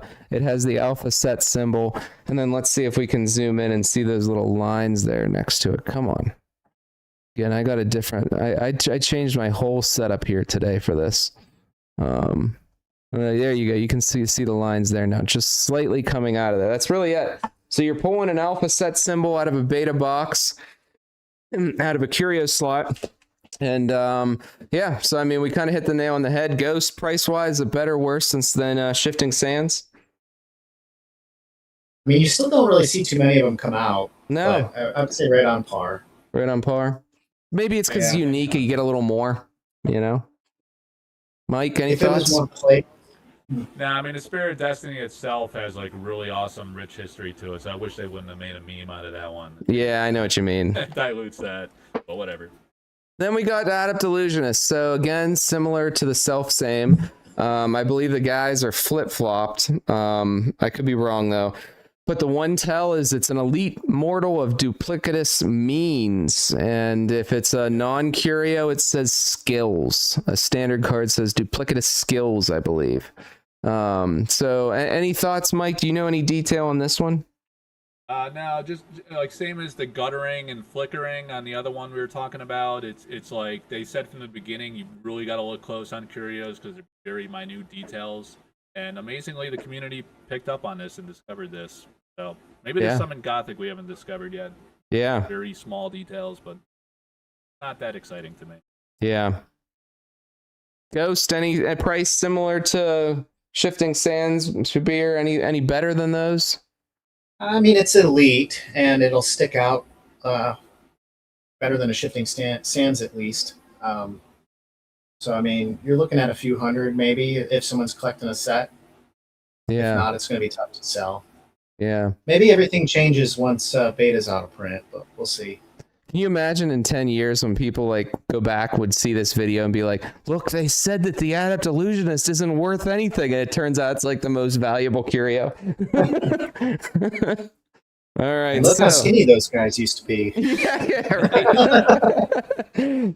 So this one, I know, Ghost, you've got a good story on this one too. So this is the Infernal Legion. I actually like this art quite a bit.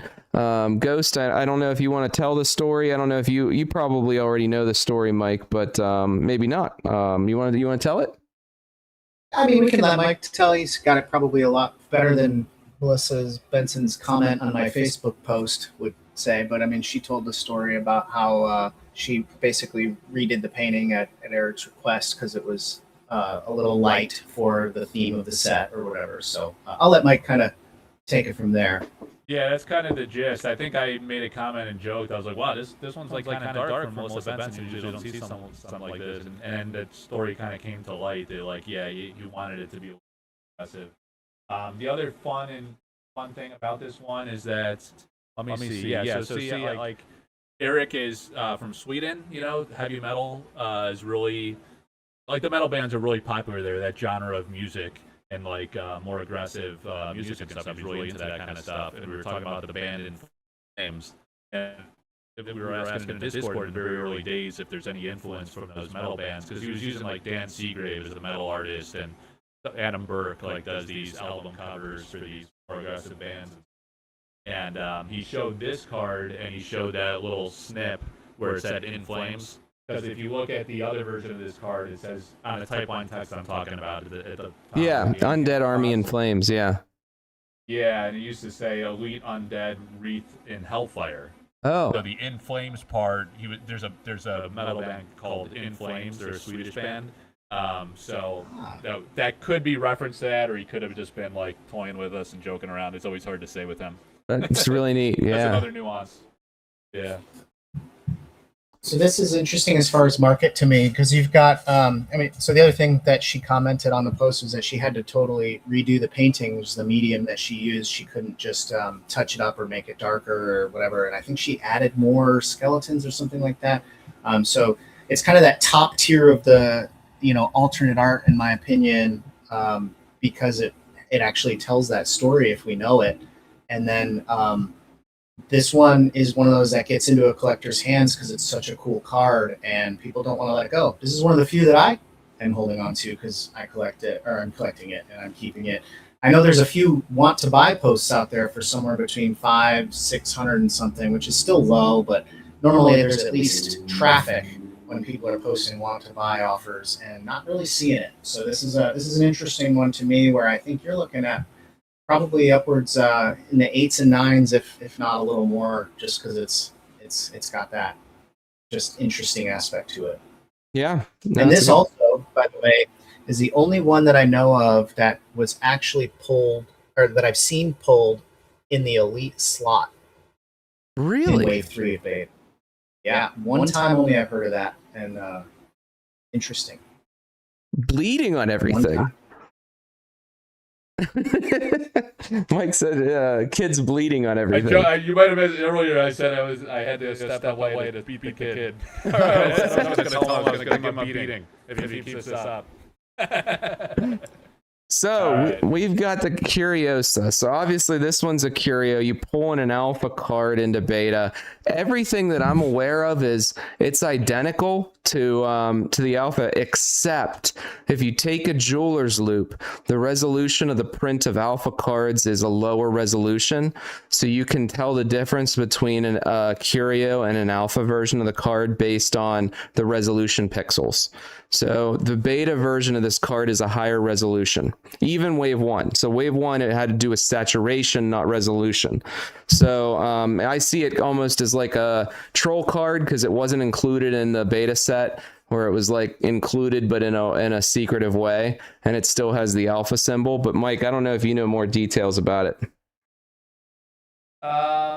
I mean, I guess the zoom on it's slightly different. So you can pick up on some nuances with the art there. But yeah, Is it? like they were being coy about what's that? The zoom is slightly different. Yeah, compared to an alpha, it's very subtle. I think you can tell by that little ring thing at the top. Maybe some other, like around the fringe of the card. But like they were being coy with this one, right? And they said like there was going to be one less card in beta. And everyone was saying, well, it's got to be the Eric's Curiosa, because, like, it's the card you rip up, and, like, it's the namesake of the company. It has to be the one who retired. So I think this Curio was kind of like a tongue-in-cheek, like, oh, we'll show you. Like, yeah, you guys think it's out? It is out, right? Basically, we don't acknowledge Curios exist, so it's not in the core set. So you were right. We removed it. And now here it is as a Curio. That's probably. That's I wasn't exactly wild about it. I wanted them to retire as one. So Ghost, from a price perspective, obviously alpha, Curiosas go up. I would assume alpha Curiosa prices impact the beta Curiosa foil or beta Curiosa Curio price. Do you see this as being worth more than an alpha Curiosa, or because it's not considered an alpha Curiosa, it's actually would fall under more the beta Curio pricing? Like, how do you see it? This is confusing. Yeah, I think because it's got the alpha symbol on it, and right above the K and Eric's, that little like ring thing has about a millimeter more showing on the Curio. Interesting. That's really the tell. But there's a lot of people that don't know that. It's so subtle. It's a nice inclusion, but in terms of value, I've seen it go for $100 or $200 more than the alpha, as long as it's very clear that it's a Curio. Now that was all before these recent spikes, so you could probably ask a premium at this point. A little more than you used to, but yeah, so I would say about $800 now, and they were about $600 when I saw them before the Eric's went to $500. And I'm sorry, before the alpha went to 500. So Yeah, it could be more that's now. why I come up with that. Yeah. Yeah, I love that one. Because it has the alpha symbol. It's in beta, so it's kind of awkward buying on the secondary market. A lot of them in slabs are mislabeled. Curios make you focus on the art very closely, so it draws you into the art, and I like that aspect. Wait, did you say, Ghost, a lot of them in the slabs are mislabeled? Yeah, I've seen well, maybe not a lot, but I've seen a couple of them get labeled as alpha. And there's one guy that's been trying to sell one for a long time. I can't remember on what platform, but it's like, hey, this is actually the Curio, but it's mislabeled. Yeah. And here's how you can tell. So it's just a tough one. So we're coming into the sketch cards now, and we can kind of, I'll rotate them as we talk, because we can kind of talk about them as a group. There's 3 different versions of this card, of all the sketches. The first one, because Beta Wave 1 was a lower saturation, the sketch actually looks like a pencil sketch. And then when you move into Beta Wave 2, it actually looks like a pen-based sketch, because the ink looks like it's darker. And then you move into Beta Wave 3, and when you flip it over, you'll actually see Spellbook instead of Avatar, because in Wave 3 they were misprinted as a Spellbook instead of Avatar. So we'll talk a little bit about that too. I love them. So obviously, like, these cards were retired from the pre-cons, and it was a promise, I believe, Mike, that they would never reprint them or anything like that. So there's no text on this card, right? So it technically doesn't breach any of that. There's no text. It's not the same card, and it's left in as a curio that they don't acknowledge the existence and everything like that. As we go through, Mike, do you want to talk about the lot of all 4 of them? We'll move to Ghost's theories on all 4, and I'll switch them as you guys are talking, and then I just want to talk about the misprint part at the end. Yeah, so there's a section on my page where I do these behind the art articles, and I did one on the 4 elemental avatars, and Severin's one of the artists that I first started working with to help offer her work and whatnot. So I actually acquired these sketches myself. I own the original sketches, and one interesting thing about those is she added like more detail to them afterwards, because she like figured that someone might want to buy them, so she added some detail. But when I saw them, like, if you orient them together, it's like a quad. It's a continuous theme where they're all connected. The idea is it's like a matriarch and 3 sisters, I think, is the way Severin described it. So these 4 women are connected, and it's this familial relationship. But there's like certain cards in Sorcery that it's like a chicken and egg thing, where people are gonna think I'm an arrogant jerk off, but like I take credit for it and say it was either my idea or I guessed it would happen. Because from the very early days, I was always saying, like, we have the Curios sketch card, and the other most iconic cards are the elemental avatars. And when I saw those sketches, I was like, these would make the perfect Curios. It has to happen. Because I was talking about that before Alpha. I was hoping they would be in Alpha. So then when it happened in Beta, it was like, did Eric like my idea there? And did it? Because sometimes he'll like put community ideas in a game, or did I just guess? And I don't know. We already had that in the plans, but I love seeing it come to fruition, because there's such beautiful paintings. That's the original of one of them. I was one of the top. That's this one. Yeah, this is the original. Yeah. Yeah, so I was always like keenly following these as one of the top 4 backers. I didn't want the cards to be reprinted, because I wanted them to be like iconic alpha only type things. And I think they would use the word, they wouldn't print, they wouldn't like functionally reprint them. So to your point, they printed them as sketches. That differentiates it. It's not like a reprint of a playable card. Yeah. So Ghost, price-wise on these guys, give us the full bit. Is there any one that's more? Are they all the same average? Is Wave 1 worth more? So you guys saw the first 2 cards were Wave 1. This one's a Wave 2. And this one here, the water, is a Wave 2. Is there any value with the misprint? Are the misprints more coveted, or are they about the same? Like, what are your thoughts? It's super interesting because you don't really see too many on the market at once, right? But you're still seeing them get pulled. And so to me, this is going to be an interesting one once beta is no longer in print as well. Right now, you can get some of these for like $800, which is just wild to me. That's what I've been seeing too. Right at that 800 price, yeah.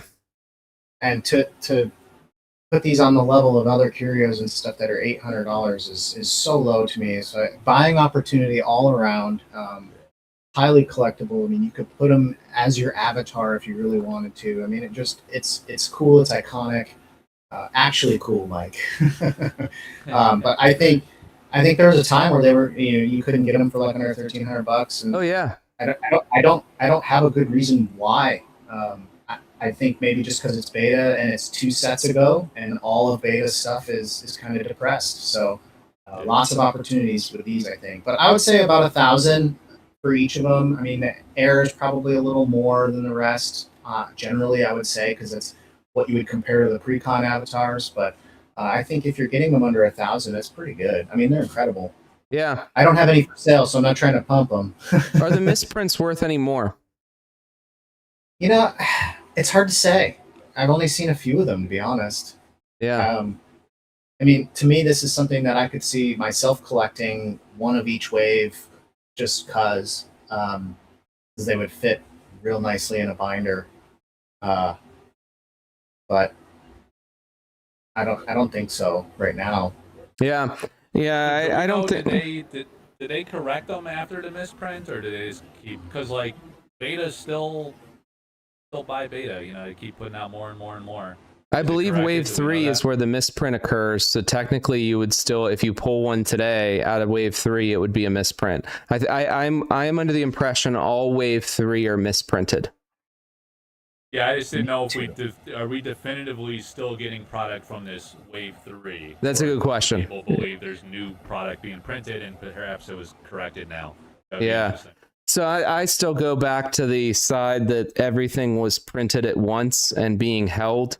So in my mind, when I think of wave 3, I think of wave 3 as the final perpetual wave. But you could be right. Maybe they're printing more and they've corrected it. It's hard to say. But yeah, I mean, to me, I thought it was a moment to take this, because I was thinking to myself, do I need all of those spellbook ones to consider a full Curios set? And the answer is no. And the reason why I came to that answer was because from a misprint perspective, if you have a misprint card out there, you're not necessarily needing to collect the misprint and the regular version of the card if you would consider like a non-foil set or a foil set, depending on where the misprint's at. On top of that, if you're talking about certain misprints, there may only be one of one misprints. Like we see those backwards foil cards ghosts out there, where it's like, the reverse of the card's foil, and it's like, do you have a full foil set without that reverse foil? And so I think the answer is no. And arguably, I think you don't have a complete set unless you don't have the misprint. Because I would say the misprint takes precedent over non-misprint in terms of like the set collection, because you'd have to then classify, I have a full set, but it's the misprint version. So the misprint is interesting. It's probably, as I keep going on the curio journey, I imagine I will do what Ghost just described there, get all the waves of these and ultimately all of the misprints as well. But I don't necessarily consider needing all of those to consider it a full set, if that makes sense. So it's just kind of an interesting point of the collecting piece. I don't know if you guys have thoughts on that. I 100% agree. Yeah. I do have a comment though. Mike, you had something? No, I agree as well. That's all. It's kind of semi-related comment. There's a comment in the chat. I would think Wave 1 would hold a premium in the future. I think overall, all beta Wave 1 will hold a premium in the future. Trying to just comment like what the market is now, and there's maybe one guy out there that's going to be looking for the Wave 1 stuff in particular, maybe more than that, but it's not that big of a differentiator at the moment. You don't see anybody posting their want to buy stuff or wanting to buy a Wave 1 specific sketch that I can see. But in the future, I would definitely tend to agree for sure. I agree with you. Wave 1 is the only wave that will have a definitive limited run to it. So like we can say, if you want first edition beta is technically Wave 1. So if we get down real into the future of like collecting the sets 5-10 years from now, I think we'll look at beta Wave 1 as beta first edition, and it's very distinguishable, right? You can easily tell on the saturation of the card that it's different. So yeah, I totally agree with you, Ghost. Totally agree. We've got the Far East. Oh, there's a comment in the chat. Wave 3 will be far more valuable. Don't get me wrong. Don't mistake the concept of me not classifying the misprint as the official version of the curio, meaning that it's not valuable. In many ways, if it is more limited than the standard version of the card, it will be more valuable, but it won't classify as a full curio set, because you'll have to give that notation on it to say that it's the misprint version. Do you see what I mean? So like, it may be worth more, but it would be in its own separate world worth more, right? It would be a separate thing. So Far East Assassin, this is actually the first curio I've ever pulled. It's one of my favorites. Originally I envisioned it as 2 versions of this guy, right? Because on the Far East Assassin art by Benson, right? Benson, is it Benson? Elvira Shekharova has the other version. Corset, yeah. Is that what you're talking about? Yeah, the normal Far East Assassin, is that Benson? No, that's Elvira. That's Elvira. I'm sorry. The original art by Elvira, he's looking at his reflection in the sword. And like, I almost saw this as like the guy's original look, not looking in the sword, right? 2 different artists, but I kind of saw it as the same person from 2 perspectives. It has nothing to do with that. The 2 different artists, but that's kind of how I always saw it. I love this art on this one, personally. I was really happy to pull it as my first one. So I don't know if you have any thoughts here, Mike? It's just one of those. It's like an alternate art. Other than that, there's, to our knowledge, not any like real unique history behind it. It's Severin. She's a big-time artist. If you had to say like the biggest, most iconic artist in sorcery, there's a handful, but like Severin's right up there. Elvira Palakowska as well, and Francesca Berald, having the sorcerer artwork and the card back artwork and whatnot. So big name artist. Yeah. Cool looking card. Ghost, price on this one. Yeah, again, you can get these for steals, I think, but I think so too. To me, this is a $800 card that you can get for $600 or even less, which is incredible to me. I have one of these that's never coming out of the binder. I'm not collecting a full set. It's just I like the way that it looks at you. I do too. It's just so cool. But yeah, that's kind of valuation right now. You can do it for right around there. I think I had 2 at one point. I sold one for like $650. Yeah, that's too cheap. Too cheap. Too cheap. Yeah, and it was raw, not an 8.5 either. Yeah. Oh, there it is. Oh yeah, I pulled this one. So I've acquired 2 in my time, and I actually pulled this. It was in the spoiler video, if you guys saw. It's a wave 2. Originally, I had a wave 1. I ended up getting rid of the wave 1 because I pulled it, so it's special to me, even though it's a wave 2. I don't really keep the duplicates. There's no sense for me to do that. I'm not that greedy, guys. So I love this art. The way I understand it, Crusade and Jihad. I don't believe Truitt painted it this way, right? If I understand that correct, it was originally painted separate and then they were combined. And Into the Contested Realm is the name of the art. Is that right, Mike? Yeah, he's been on my show like several times, and I thought actually I'll have to go back and watch those videos and see the way he explained it. But in my notes here, I have him quoted as saying that Eric told him they would be closely related. So conceptually, he made them kind of match or be closely related, but it wasn't like one single painting. So yeah, it was merged into one, and it works perfectly. It looks really cool. Yeah, and they're really powerful cards. And it was Crusade and Jihad, which you can't sell on the non-anti-demonic websites. Yeah, no TCG player. That's right. Yeah. So Ghost, this is probably the most valuable of the beta curios, and it's definitely fluctuated over the years. So what do you think it's doing these days? So I sold one probably 6 months ago on eBay for $13.50. Wow, that's low. Yeah, it was I mean- 2K plus at peak, right? Yeah, I mean, for beta stuff though, I Yeah, mean, that's true. still really, really high. That's True. probably it's right now the highest for sure that I can think of, and we'll get to the next one that's right around the same. But the one that's besides the fact that these are not that you can't sell these the Crusade and the Jihad on TCG Player, they got that mystique behind them. But on top of that, it's on an actual playable card. Yeah, it's playable, and people love Step too. It's very playable. Yep, this is a lot of people's like number one of any of the Curios. Yeah, I love this one personally. All right, the last of the beta, and last but not least, one of my favorite Curios. I think one of your favorite too, Ghost. The Water Castle. This was one of the original things that just drew me into collecting Curios. I'm not gonna lie. Legendary site. We see it again with the history behind it, and then we have the tap to gain 3 water mana of some sort. But the art is striking.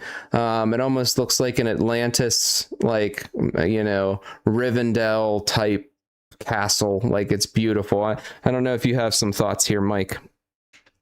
I liked it. It does reinvoke some of the alpha things with the legendary sight and the vertical orientation, the symbology. It's got a lot of throwbacks in that sense. Yeah, the artwork's very striking, and for the longest time, as I was curating all the artwork on the Collect Art House website, there were several paintings that I found done by these artists that I thought were done for Sorcery or could potentially be used in Sorcery that had not found a use case in Sorcery yet. So when this one became a curio and that was a use case, that was a pretty exciting breakthrough.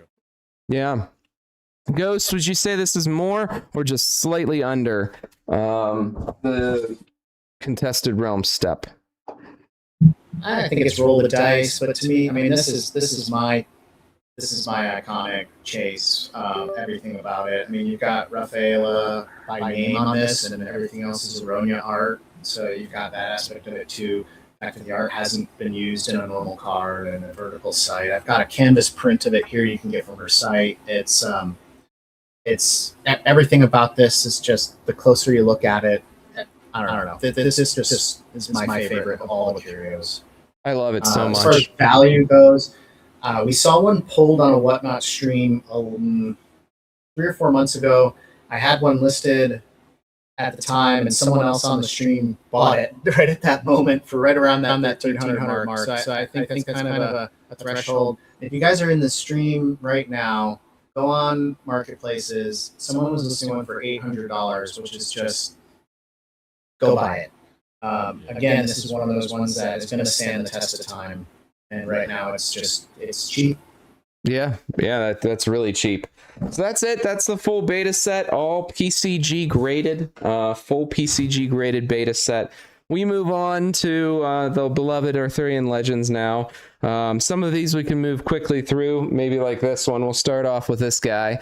Obviously it's like the toll bridge, maybe a Monty Python theme, maybe not, similar to the Unladen Swallow, but I like it. I think it's very troll-like. I actually pulled this one myself.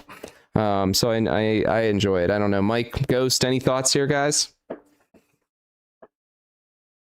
Pay the toll, troll. I mean, peace. Either people love that goofy nonsense or they don't. It's the meme cards. $400. So I think this Ghost? Yeah. No, $100. But I think what sums it up perfectly is a story from Sorcery Con, Las Vegas. Very quick. Sitting next to a guy as we're opening up AL boxes, and he goes, "Huh, toll bridge, neat." And then he stood up and walked away. So I mean, that basically sums it up to me. It's just like, "Huh, neat. I have a toll bridge." That's wild. You got it. You ended up getting it. Oh, no, there's a guy sitting next to us, so they're just like, "Oh, toll bridge. Okay, neat. Yeah. I'm not a huge fan of this, but again, it serves a purpose. Yeah. I think And it's also at least it's an actual troll and not what's coming up soon. Yeah. All right, one of my favorites. Obviously, I love the Green Knight. This was mechanically the same with the different card titles. So you could there was some debate: could you run 6 copies Oh, true. Yeah. Exceptional. 3 and 3. And when you want to, though. Like, They clarified it. They fixed it in the codex, though. So you can't. But yeah, there was some thought behind that. You're right. I have a note there that says it's not legal to do so. Yeah. So the Green Knight, obviously this is Benson, beautiful art. I think it's one of the more desired, non-gilded curios within Arthurian Legends, probably because it's very playable. You can play it, and at the same time, I think the people really like the art on it. Any thoughts here, guys? No, I mean the art's awesome on that one. That's what makes it stand out about it. And yeah, it is unique. Yeah. Alternate artwork. Another one of that. Yeah. I pulled one of these, and you're gonna have to pry it out on my cold dead hands. I really like it in terms of what it is, but I mean, when you compare it to all the other curios in AL, I mean, that's kind of what makes it stand out, also, right? But as far as valuing these, it's really hard, but I would say somewhere around 8 to 9. Yeah. Something like this, because if you can find one, sometimes they're hard in coming to market. I've noticed, like for me, it wasn't a matter of price. It was a matter of one hitting the market, because there just wasn't any. So it was like, for me, that's what really drove it. One of my favorites, the one you pulled, Mike, is obviously the Quentin Hoover Wyvern. Absolutely beautiful, mystical creature there. Very playable. Not that the card itself is playable, but if you were happening to run a Wyvern for whatever reason, you could play this. I don't know if there's some thoughts. I think Quentin Hoover's first set was Arthurian Legends. I think that's when his art was introduced into Sorcery, right? So I don't know if there's some thoughts there. And obviously we see some in Gothic. Hopefully we'll continue to see some. But yeah. So I'd say this is similar to Gerald Brom with a very legendary fantasy artist, and Rosetta's an alpha. But it was the Brom that was the legendary artist as a curio in alpha, and Quentin Hoover is a massive name in the fantasy art scene, super popular for Magic. He's a guy that passed away young, so that kind of adds to his legacy or mystique of sad thing like Keith Parkinson too, the creator of Guardian CCG. It's like these older artists that passed too soon, which you can see part of their work. Like a beautiful tribute to him in Arthurian Legends. Awesome. Yeah. And Wyvern, is pretty cool. It was a card game from the 90s, so it's got that going forward as well. Yeah. Yeah. All right. Ghost. This is a higher dollar one, right? Yeah, actually, but yesterday we had an eBay sale from the UK right around $700, and I think I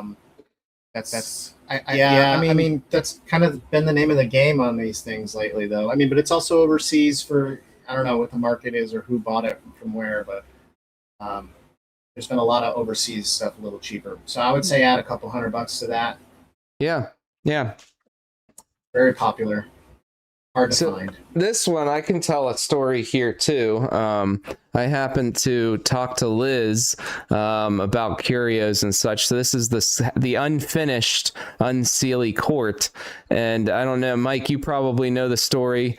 I'm sure. But I was standing there talking to her. It was at Eternal Weekend Pittsburgh, and I'm talking to her, and she was she wanted to tell me the story behind this curio, and she said, "Yeah, it was at the time, they're trying to finish up Arthurian Legends, and this was due into Eric, and my dog passed away, and I messaged in Eric and asked if I could have more time, to finish, and they were waiting on this piece because they couldn't not have Unseelie Court in Arthurian Legends because." Sealy Court was in it, and she's like, those jerks in the YouTube and jerks that are pushing them to come out with the set faster. And I'm just like standing there, I'm just like, I don't think I pushed them faster. That's not what my criticisms were at the time, but I'm just like, so it was kind of funny. But yeah, I mean, that's the story behind it. I think Eric put it in because there was some history there with being the hold up to the Arthurian Legends release.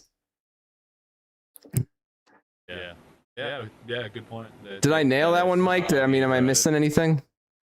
No, I think he nailed it, and we had sketch cards before. This is the unfinished Unseelie, so it's got a little bit of flavor in that regard.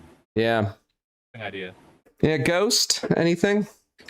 Yeah, I think we need to tell that story because I think most people would look at this and say, I would rather have it be a sketch and kind of match my other ones. In terms of valuing, it's not going to demand quite the premium as the other sketches. So you can probably find this one right around 500 right now, probably. Yeah.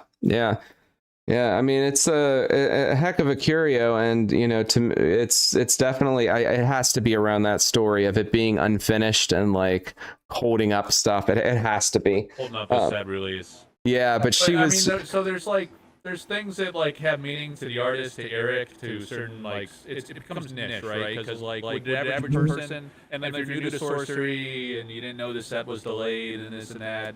Or if you even heard that story, would you resonate with it strongly to like really care and pay a premium for it? You'd probably just be like, it's kind of interesting. So the artistic process. So like, but art enthusiasm's a niche within these TGs as well. So I think it misses on that broad appeal, and that's why that price is kind of like mid-tier. Yeah, I think so too. Maybe not everybody knows that story, and she was very vocal about the anger for the YouTube community pushing the. And I was just like, I was just standing there like these roadmap guys. These roadmap guys, they just want a roadmap. Like what? And I'm like, I don't think I was pushing for the set. I wasn't what I was pushing for, but it could have been misinterpreted that way because Anyhow, it was a year ago. So obviously we get into the Squires. These are the text change ones. Everybody gets really frustrated by these, and it gets us to slow down. Like as Ghost said before, I own this art. I bought this art off of one of Mike's auctions. So I've also been trying to acquire Curio original art along with the Curios. So I own this art. I do love the art, and I pulled this one as well. I don't know, guys. Price wise, you see these things at like 200 a pop, 150 a pop. What do you think? Yep. Yeah. Maybe a little less. Drops right there. The last one, charge, was in capital letters and it was flip flops. So that's what that is. 9.5s. They're all 9.5s. You can't find higher graded Squires. We've got them up there. All right. And then we get into the thankless thankless where he's just clumped and holding too much. So those are kind of fun. And then we get into this one here, the first of the set of foreign language cards. Obviously, this one, I believe, is the title of the card is Wizard's Den. I want to say that it was originally titled something else, and the Crystal Cave. And then it was retitled as Wizard's Den and then attributed to Wizard's Den Hane, who was an early, YouTube content creator, bringing folks into the game and Japan, which is why it's in the Japanese language. If I hit that one right, guys. Yep, that's a good summary. I think their Curios really values ambassadors of the game in Europe and other countries because it's very much needed. There's been struggles there with distribution, and just it doesn't have the same level of growth as the U.S. market. So I think they lean into those content creators and try to reward them and encourage them to help grow the game internationally. And Hane was an early OG like us, doing content in the early days when a game was just an idea. Yeah. Ghost, price on this $400. I sold one recently at $550, and there was another one about $5. So I would say somewhere around $5. You don't see a lot of them. You don't see a ton. My wife pulled the one that we sold, actually. Really? Yeah. Got hot hands. Hot hands, yeah. All right, we've got the Site Trolls. It's just community named it Site Trolls, and apparently Rudy liked the name as well, and that's what we went with. So obviously it's untitled, which makes it difficult to know what it really is because it's a site-sized card with the trolls on them, a portraited card, landscaped card, and it's Blenderbore and Rebix as one art, with no text, no information, and it is obviously a site. So site trolls. Reminds me of the guys from The Hobbit, those two trolls. But Mike, I don't know if you have any more details on this one. I love the card. Obviously, you can't do much with it. Not playable. Yeah, I mean, it's like a full art. It's kind of like when they introduced that concept of the foils, but then had the regular spell back. This is kind of like the inverse. Usually you have the foil side and then the full art back. This is the full art facing. So it's something kind of cute, fun, new. Showcases the art, which is cool, but other than that, it's just kind of like a, I don't, we're getting away from the historical reference era and more into like just experimenting with new things that look cool or kind of fun and playful, I suppose. Yeah. What are we looking price-wise? Yeah, not everything's about price. I think this one's cool. It would be really nice if it was playable. I think that would probably broaden the appeal, and also the underlying cards. I mean, Rebex is definitely one of the more played ones, but I've seen two pulled recently. One guy sold his, but he really needed the money and sold it quickly for like $350, which I think is low. I think that's low. Again, we're right around 500, and again, like there's it's market dynamics, right? So I think if you're gonna want to buy one, you can probably find someone to sell it to if you're around 450, 500. Yeah. Sure. Yeah. So we're coming into one of my all-time favorites. I love the art on this one. Dosmary Pool. Obviously, alt art is really, I think, what the story is here. Mike, I have the alt art of this alt art that Marta painted the night scene from one of your auctions that I picked up. I don't know if you remember that or not, but I have the night scene that Marta painted on Dosmary Pool. So beautiful painting. I have it just right there as I look. I don't know if you know any more history behind this or not, but I really like this art. Yeah, I don't know if it's just coincidental, but we had the Rodney Matthews had done the Green Knight, and Melissa Benson did the alternate art Curio, and Rodney Matthews also did the core set version of the Rosemary Pool, and we have alt art. So yeah, that's coincidental, but other than that, Marta does amazing landscape work, so it always looks. Yeah, Ghost. Anything on this one price wise? 400, 500. So I think this one's got a big range. Just a timing thing. I've seen them as low as 4 and as high as 7, but then again, these are so rare that kind of who knows. Who knows? Yeah. All right. But it's beautiful. It is beautiful. Brasilianiad, if I'm saying that right. It's obviously another foreign texted card in tribute to Severin, but do you have a little more details on this one, Mike? Well, Severin lives very close to the Brasilan forest, so it's very personal for her, and probably draws inspiration from her artwork. She does very nature-esque artwork, so I think this card has a lot of meaning, and she's like a super iconic artist in the game, so I think that's a beautiful tribute to her to have a French card, and again, it's supporting the European artists, just like you supported the other international communities. I think that's important to Curios to show support to the community internationally, and also artists internationally, so we all love Severin, so it's cool. It's hard. Yeah. Price-wise, I think this is around 600, Ghost. Am I right on that? I have zero data on this one, so I would say it's probably more desirable than the Wizard's Den, but it's kind of add 100 or 2 to that, whatever. So yeah. Probably right. Yeah. All right, we've got one more of the non-gilded cards, and that is the Unladen Swallow. So, Ghost, I believe you sold me this Unladen Swallow. I have a weird memory where I remember where all of these cards came from. I can tell you every person I bought, every single one. I don't think that they want me to do that, but I can tell you every person, every single one of these cards came from. And Ghost, you sold this to me. I know where you got it from.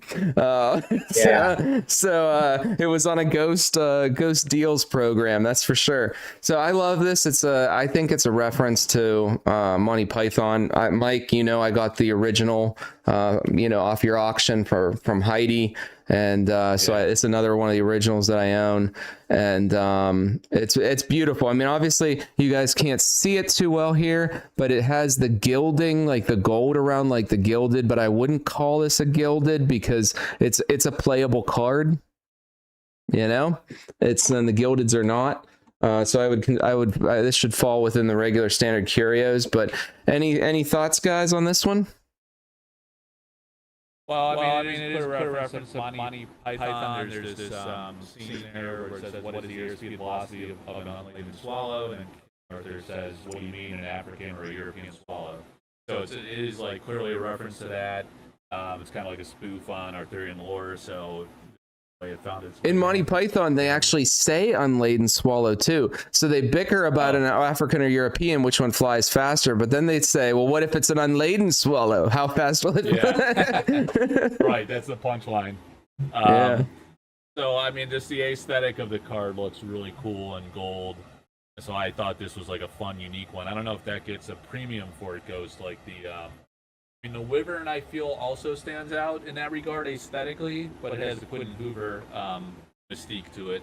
This one is Heidi Tell for a great artist, but it's a current living artist. And actually not a well-known TCG artist. She's new to TCGs as well, so it's a little different in that regard. But it's got this cool, like, photo booth type vibe to it, too, with that gold border. And the game mechanic box, too. That airborne mechanic for a reason. This one valued highly? There's a lot of people that this is the one that they want out of Arthurian Legends for sure, and I think it's just for what it is. It's really, really well done. And again, you don't have any of those real like throwback to the development of the game, right? So this is what we have. So it's definitely on that level with the other ones. Yeah. And I would say somewhere at the top, you're looking these days somewhere around 800 on this one, probably. Yeah, I would agree. On par with the other ones at that level. Yeah. Very good. So that's the standard Arthurian Legends Curios that are not gilded, and now we enter the realm of the gilded, which I still classify as Curios. However, I think that Eric's Curiosa realized how beautiful the cards were and took full marketing effect of them for the first time, and in a sense kind of acknowledging them a little bit, just because how do you not? They're just so beautiful. So we'll go through. This is the only gilded card I have ever pulled in all of the Arthurian Legends I've ever opened, which says how hard they are to pull. And they're really beautiful. It actually doesn't do it justice with this lighting, to be honest, guys. You can see the Green Knight in there because it's Sir Gawain. We can kind of go through relatively quickly. I don't know if you want to talk about the art, Mike, real quick, and talk about how the original art was gold leafed, and stuff like that. Yeah. And then we can kind of get into. So I helped Elvira sell several of these, so I always had the great fortune to see many of these in person. She also came to Sorcery and brought a few in Las Vegas.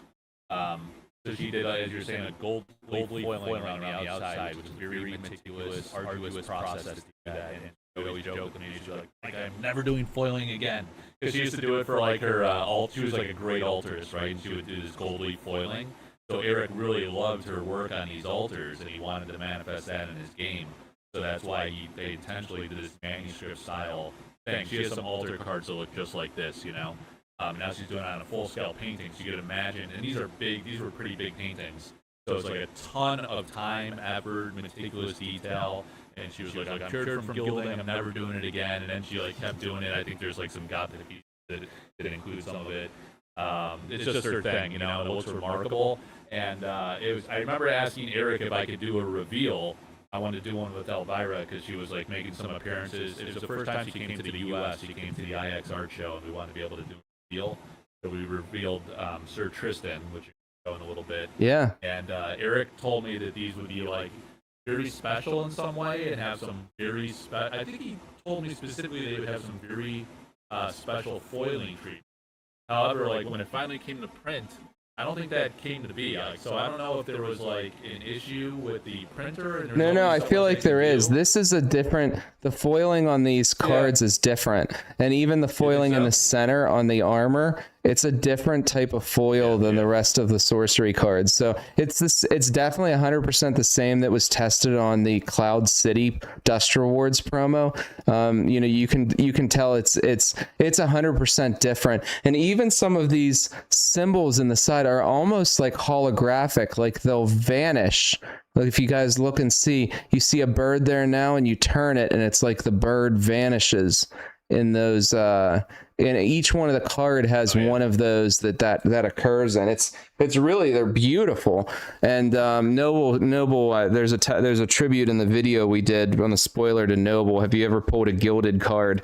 Because Noble has probably opened as much as I have, which is like 500 boxes, and he's never pulled one. So that's how hard these things are to pull. So Ghost, how are we looking price wise on these? I'm going to start moving through. So we got Zirquain there, and we're going to move into Sir Kay.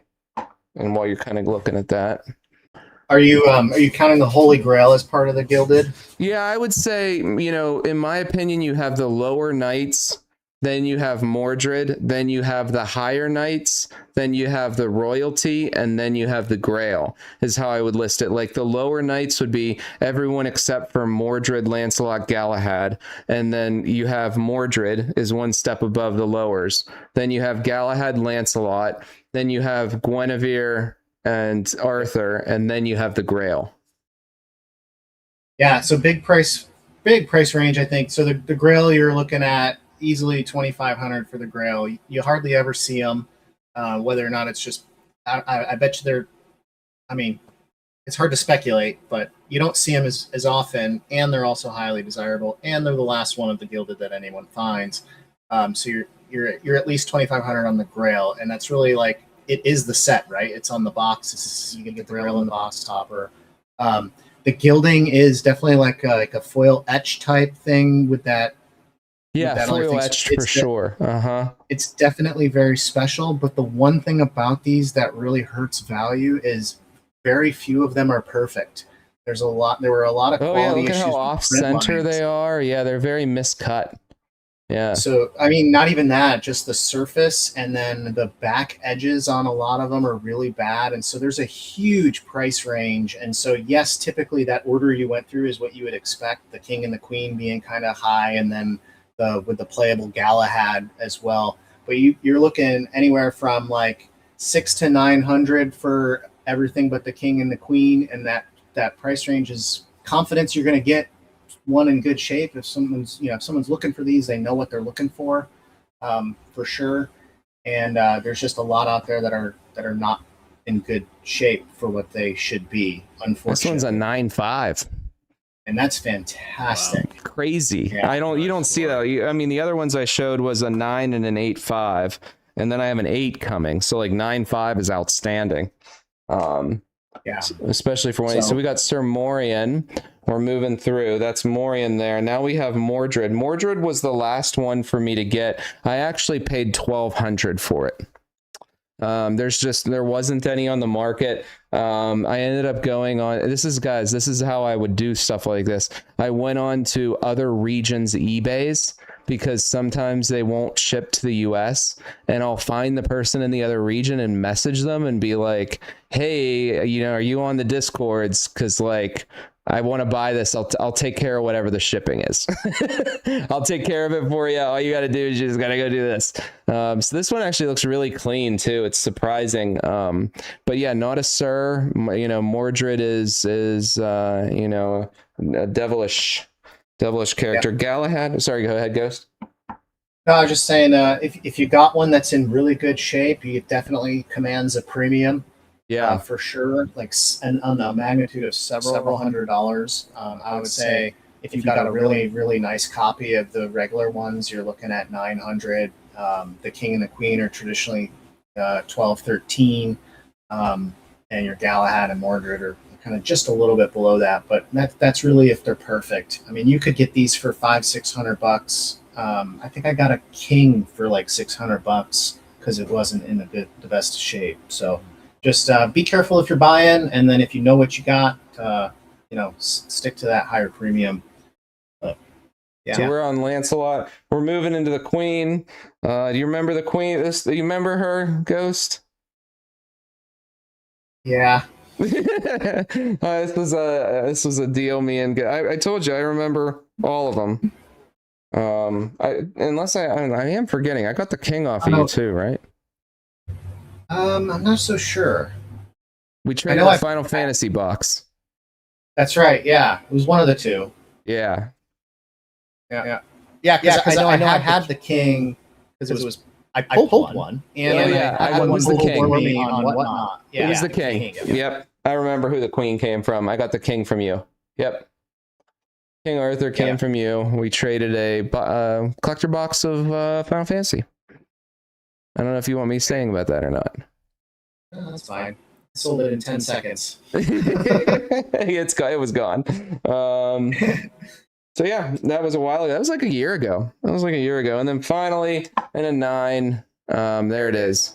So this is special to me because this comes from a friend as well. So I actually had a second grail that I decided not to grade, and I kept the one that I got from a friend. So I probably could say it. He doesn't care. It's Vin Propane, Donnie Vines. Oh, nice. So he pulled this, and so the fact that it came from him is more special than the grade is to me. To be honest. So in a lot of ways, some of these curios are like that for me. Like I said, I can pretty much tell you where everyone came from. So that's it. That's all. I guess we should spend another second on the Grail here, because this is the only Grail in Arthurian legends. I believe that Magic and Wizards took inspiration for Smaug and the Hobbit set from these cards with the ribbon scroll look and the gold vibe. I think they took inspiration there, but beautiful card. This is the Holy Grail. It's a Grail card, so it's like it is what it is. Any other thoughts, guys? There was Tony Sudlow's Holy Grail that ended up. There was a digital version of it that was shared online by Eric at one point, but it ended up being the cup is like showing on the deck box. Oh. They're top too, right? Is that and he was kind of pissed that it didn't become a real card.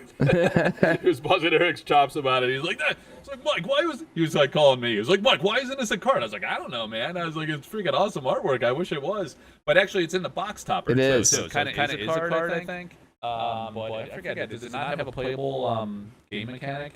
In any case, he was like all fired up about it, that he thought it was like his art was wasted. Because I almost bought that painting very early on. So I was aware of that one. I love his interpretation of it. But yeah, congrats on having all of them, Steve. That's pretty. Thanks. It's one thing to have all of them, but have all 67 Curios, but to have all the Gilded is a big deal, I think. Yeah, the Gilded's I'm gonna eventually get this whole set graded with PCG, but I'm gonna take the Gildeds and get them in a frame. I think I'm gonna hang the 11 Gildeds, because that'll just look nice. The Gildeds are just special in their own right. So we're headed into Gothic, and that was it with Arthurian Legends. Arthurian Legends had 24 Curios, and Gothic we have 7. So we're closing out Gothic. It had so few that I said to myself, I don't know what I'm going to do with myself the rest of the year. I better go finish all the other 67. So that's what happened. So I finished out Gothic pretty fast. Maybe that was the design, it could have been designed. Yeah. So Desecrate, obviously the history with the pentagram being removed, and what's that card from Magic that the pentagram? What's the whole story here, Mike? Yeah, Unholy Strength. Unholy Strength. It had the same thing where the pentagram was removed because of the Satanic Panic movements. Which there's a card called Satanic Panic in Gothic, which is amazing. The one that you did. But yeah, that's the kind of the play on that. I think I think, let me see if I had the stories. I talked to Pedro about this. The Curio removes the pentagram from the original.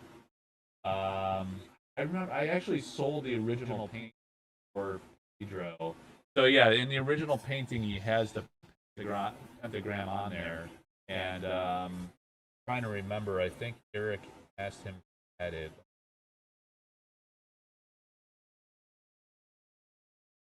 Yeah, so Pedro was saying he didn't know it would be a Curio card. It was 100% Eric's decision.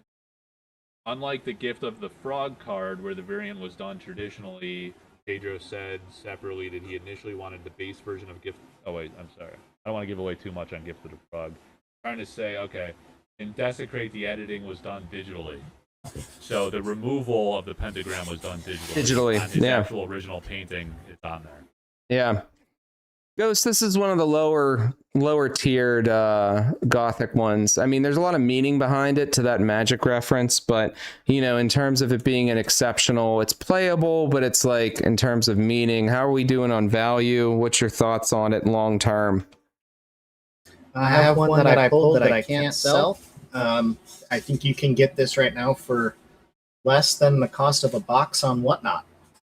So it's probably probably about $200-$300 will get you one. If someone really wants to move it. I think that might be the theme for most of Gothic Curios right now. Really low. Yeah, why do you think that is? I'm not sure if there's more of them because there are fewer count. That's what I think. You kind of hit the nail on the head where from a pop perspective as a percentage of total, because you don't have 18, you only have 7, but your pull rates are still 1 in 50. You know, the pull rates don't go up to 1 in 300. If the pull rate was 1 in 300, they'd still command the same price as the pull rates of the prior boxes, just because you only have 7, so you have more of them. I think that's the reason. I also think that, like, you know, people are entering into sorcery. Maybe they're not as special to them, you know, and they want to flip them and get more product. Maybe there's something to that as well. So we got Desecrate, moving into Gift of the Frog. I think there's some meaning behind this, Mike, where, you know, in the lull of the deep dark lull of 2025, where those awful YouTubers were screaming roadmap. I believe there was a gift that was given of information that was the frog art. It was a gift of a frog, I think, that was presented to the community as a leak. And I attribute this to that time in the lull and the Gift of the Frog giving the essentially the community the leak. So I actually attribute this curio to the lull. I don't know if that's right or wrong, but that's how I've looked at it. Yeah, hard to say. Yeah, Ghost, $200 on this. I was going to say 3, but it's appealing. It's fun to pull. I hadn't heard that opinion. That's actually pretty cool. Yeah. Do you remember? You guys remember it though? It was like everyone was getting up in arms, and then all of a sudden we saw this like frog leak image, and it was like that was our first glimpse into the leak season of Gothic, and I that's why I attribute it, because I think from a community perspective it was a little bit tumultuous last year. You know, those awful emotional YouTubers. So yeah, that's Gift of the Frog. I tend to agree. It's on the lower side, but if, you know, it ever becomes a real hot playable card, more than it is already, people may want them in their decks. You never know. I love this card. I did have on Gift of the Frog, I was reading the description that I have under the Desecrate one. So by contrast, on this one, like Pedro knew it was going to be a curio because he wanted to put a frog on it. Eric asked him to scan it first without the frog, and then he painted it on there, and then he got an image of that for the curio, as opposed to the other one, which I wonder, like, if Eric, like, as a purist, just like I think it was in 3rd edition, the Unholy Strength had the it was digitally removed pentagram on there, and then 4th edition it was digitally removed. So maybe by design you wanted to do the same and mirror that history and digitally remove Oh, that's a very good point. I bet you that's the case. I bet you that's the case. So we've got Fallen Angel. Love the art. This is Gothic was Scott's, entry into sorcery, right? Kiss of Judas being one of the arts that I really, really like. And I think this is a great one. It's kind of comical. At the same time, it's still kind of dark. Look at the arm. It's like the arm's a little, like a skeleton-like, and it's almost like it just got kind of stuck there. So it's dark, like Gothic-like, but some comic to it, and I really like it. I don't know if there's history behind it or anything like that, but I like it.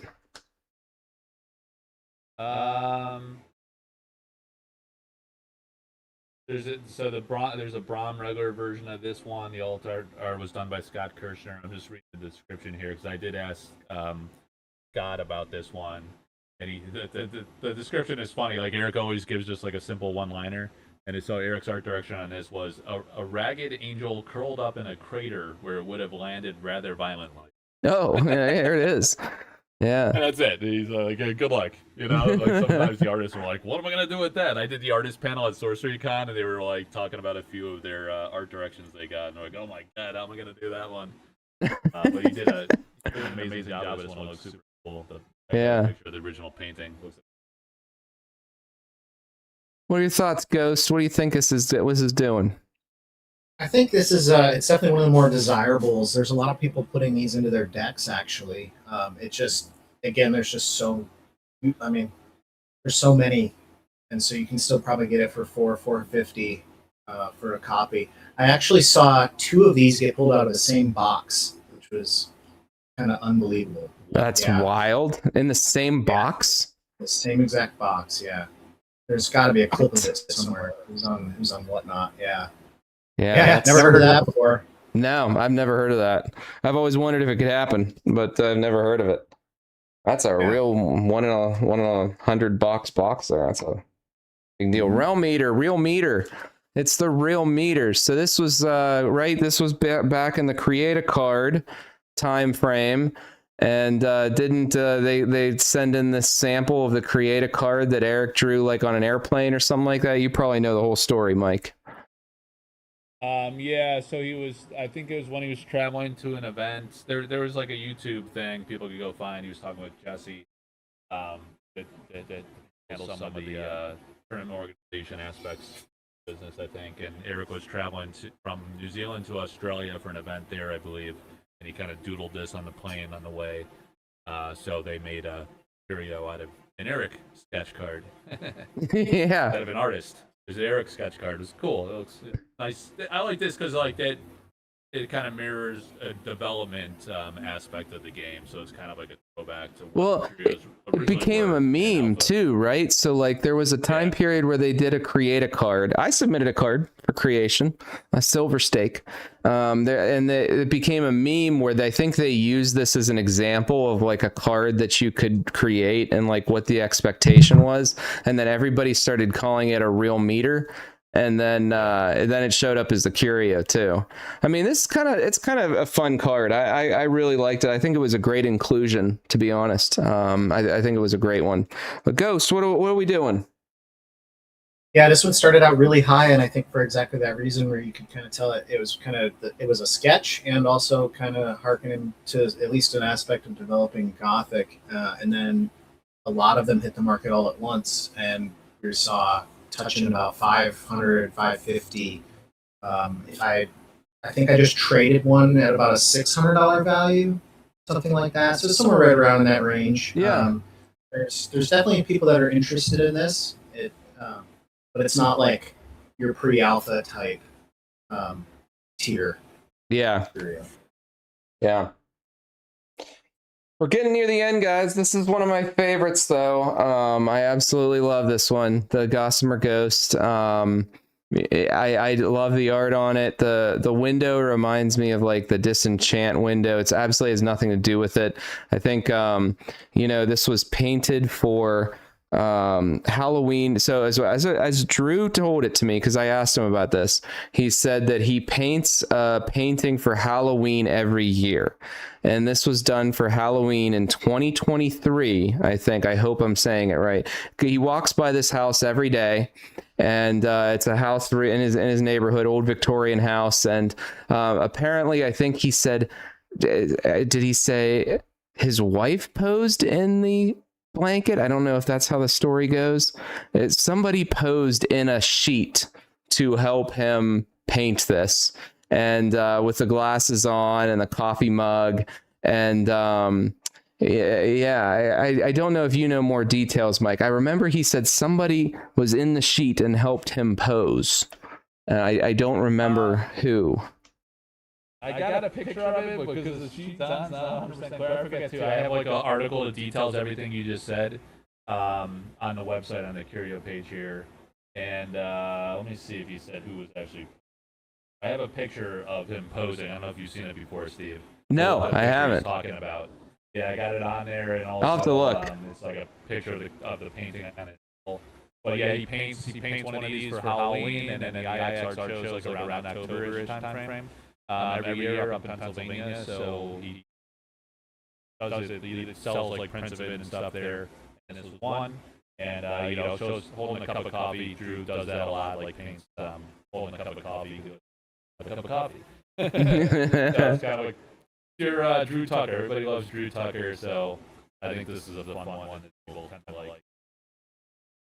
Yeah, gossamer. So a gossamer, in general, I there's really no history behind the word like gossamer ghost that I could find. I've spent a lot of time looking at this. Gossamer is like a silky thin, spider web thin thing.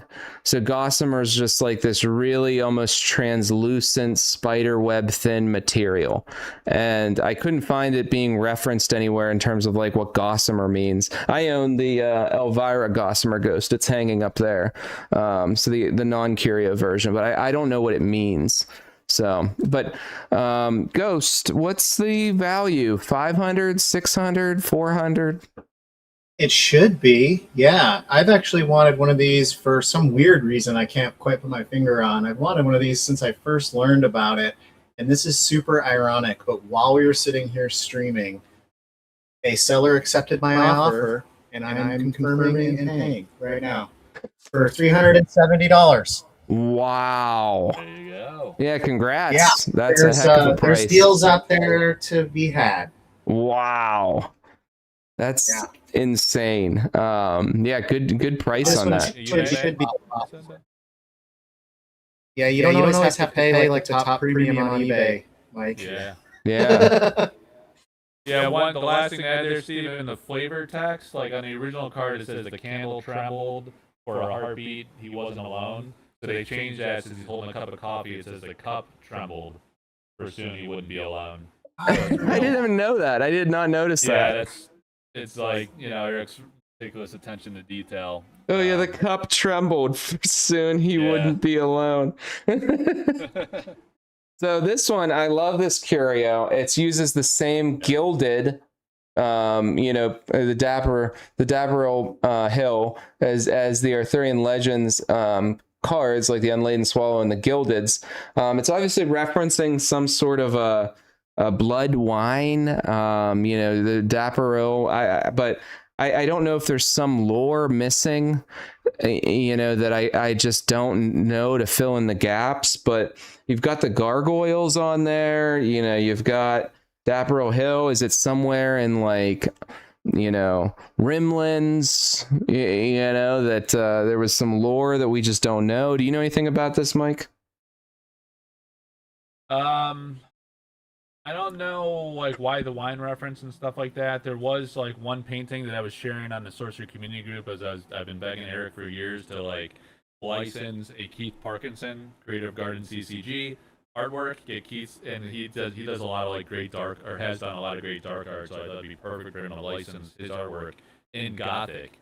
I was kind of sad and disappointed that they didn't do that. But there was one painting that Keith Parkinson did called the Temple of Elemental Evil. It's on my page here. You have to go look at it later. and it's got this like very similar layout with this old like looking building like this, and the entrance gates with the 2 pillars and the gargoyles.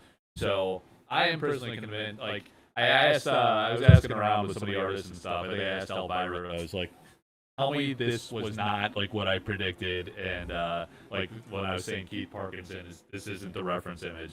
And she was like, well, there's a lot of Victorian buildings that look just like this. So maybe this is all in my head, but I'm telling you, you got to see this Keith Parkinson painting, and it's like very similar. So that maybe that has meaning, maybe not.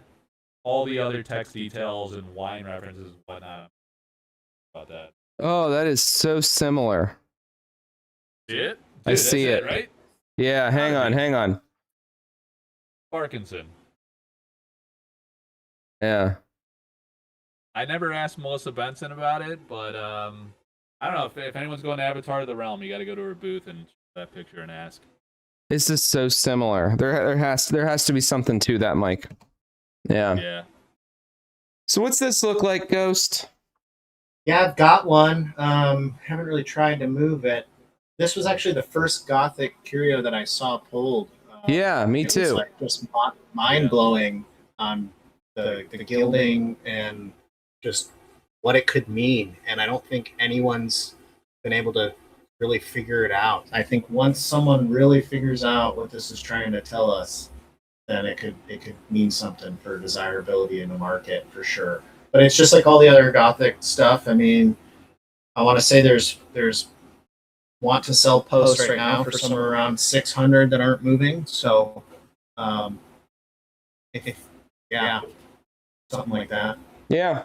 No, I think you're right. One thing I will add on that though, like there was Eric's Curiosa was a big card in Alpha, and then there was the Beta Curio version. And here, this is a way to get Eric's Curiosa right front and center there on the card. So that's kind of interesting as well. I think this is probably the biggest between this one and the other one you're about to show. Probably those are like the top 2, but this just looks aesthetically like amazing with the foiling and treatment of it. Really awesome.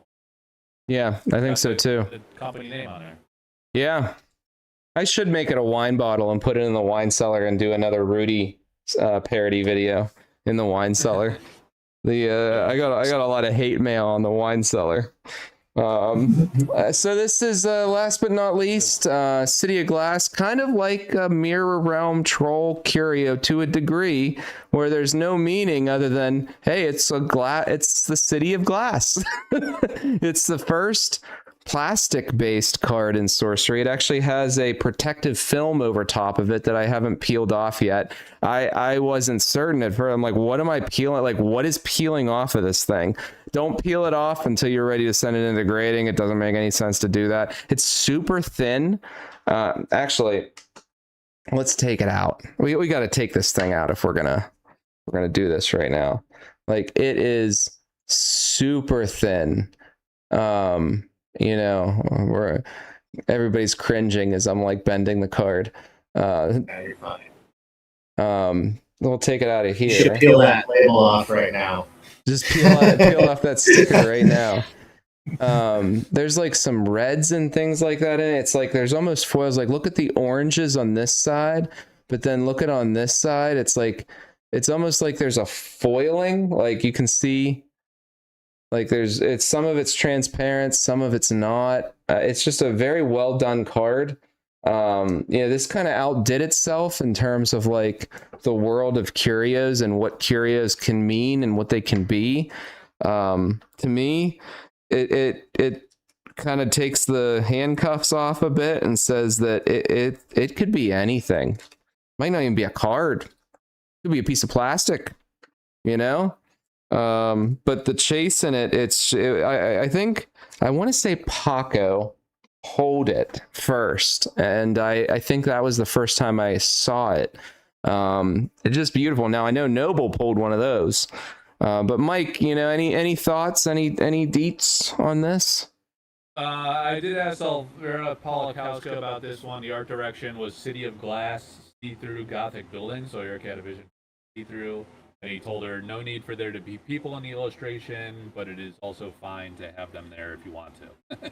Oh. So pretty simple, but Elvira Polakowska is like an architect as well, like a from academia. She studied like architecture, so she does these like amazing architectural building art concepts. So this was perfect for her. And he asked for a see-through building, and I think like Eric being a very creative, artistic kind of guy himself, he does these experimental things, set the set like with the gilded and then the special gilded foiling, and this was the experimental thing for Gothic. So that's pretty cool. Makes you wonder like what could come next in the next set. That's gonna be different things you see in games. Yeah. Ghost, what do you think? 600 to 1,000? Yeah, I would say 900 is probably the middle of the road. There's a pretty big buy and ask spread on, or what do you call it? You know what I'm trying to say. Yeah. There's a pretty good spread on what people are willing to pay because there's a lot of them out there again. But they're definitely super cool. My wife pulled one. Oh, wow. Pretty awesome. Yeah. That protective film gets almost everybody though. They think there's something damaged with it. And there was one guy who was trying to sell one for like $400 as damaged, and I was like, "Hey, bro, peel the little thing off, you'll be all right." And he's like, "Oh, wow!" And we ended up selling it for like $850 or something. So, yeah, I think that's again, you can get these for they're really accessible right now. I think is the bottom line, but generally speaking, I would go with 900 for a fair value. Yeah, I would agree. It's definitely the top one in Gothic, but. Guys, that's it. That's all 67. We did it. 3 hours. I think I learned some things too here. I mean, look at that dapper old manor. That's really interesting, and all the connections that we have or haven't made yet. Now, I'm going to ask you guys last and final question. 2 questions. 2 questions each. You just got to give me like one-word answers on both. Is there 68 Curios? Yes or no? Did we find them all, or is there another we're missing somewhere? Yes or no? Well, you skipped Archie. So Archie technically is on the misprint side. Yeah, it was removed officially by Mike. We can kind of say that's definitely not a curio. But is there another one we're missing? Yes or no? I'll go with yes. You think? Yeah, because they can be subtle enough that definitely plausible at least. Might be a little odd, but I think it's definitely possible that there could be like a subtle difference across any of the sets. Yeah, Ghost, yes or no? I think I'm going to answer your question with a question. No, I don't think there's 68. I think there's going to be 7 more in whatever the next wave of Gothic is. You really think? I think 7 is a really weird number for this set, even if there are technically it just feels like there's more. But even if that's the case, I think we're going to see 7 more. I think one of the big tells is that occult ritual. Like, where's that? That's got to be in Gothic. Yeah. It's not in Gothic. But do you think we missed one? Do you think that there's one out there that somebody missed? Like somebody has that, so subtle. We've seen some buyouts. I personally, guys, have bought 350 Moss Trolls because I was certain that Moss Troll must have something. I didn't find anything in 350 of them. The Survivors of Servia, the one Quentin Hoover art, somebody keeps buying like hundreds of those, and I don't know why. So like, did somebody find something in those and they're just not telling anybody and they're just buying them? Like something like that. Is it possible?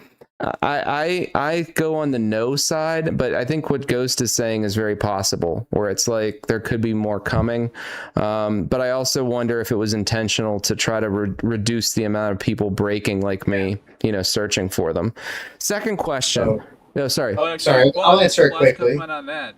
What? Eric's such a sick bastard. He intentionally short printed Devil's Egg and Backstab in Alpha.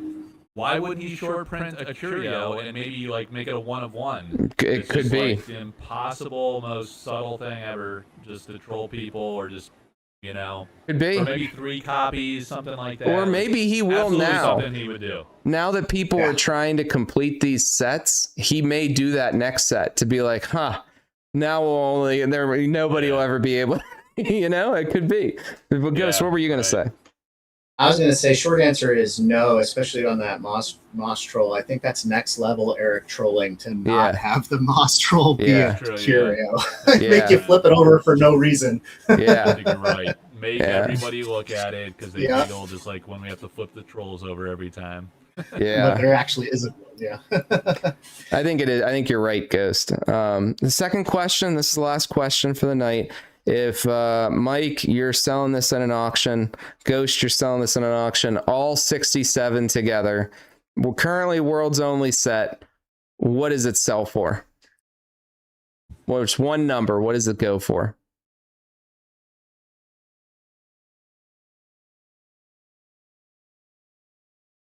You're supposed to pre-brief your interviewees here.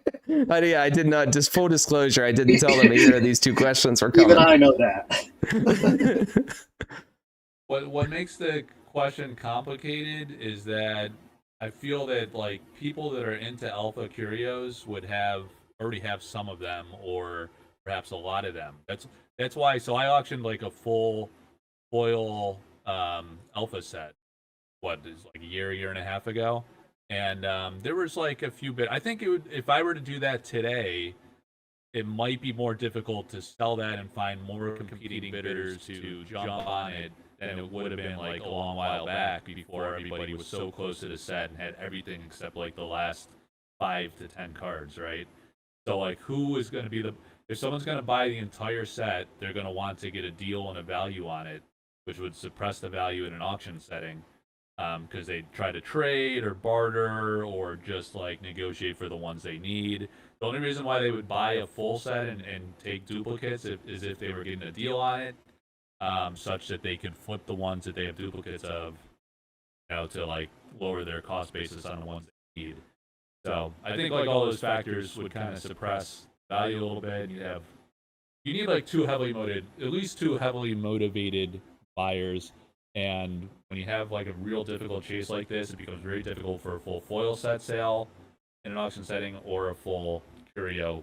Any kind of like complete set of anything that is extremely rare that people have already been borrowing and stealing to get. So I would say when we said earlier that like we think it's between a 50 to 100, I think for a full set, you still land I think between 50 to 75 because you hit a price range below that where it becomes a value you could sell off the singles and either make money or get the ones you need at a reduced cost. So I think there's like a floor and ceiling aspect to it. I'd say 50 to 60. I'll settle there. Very good. Yeah.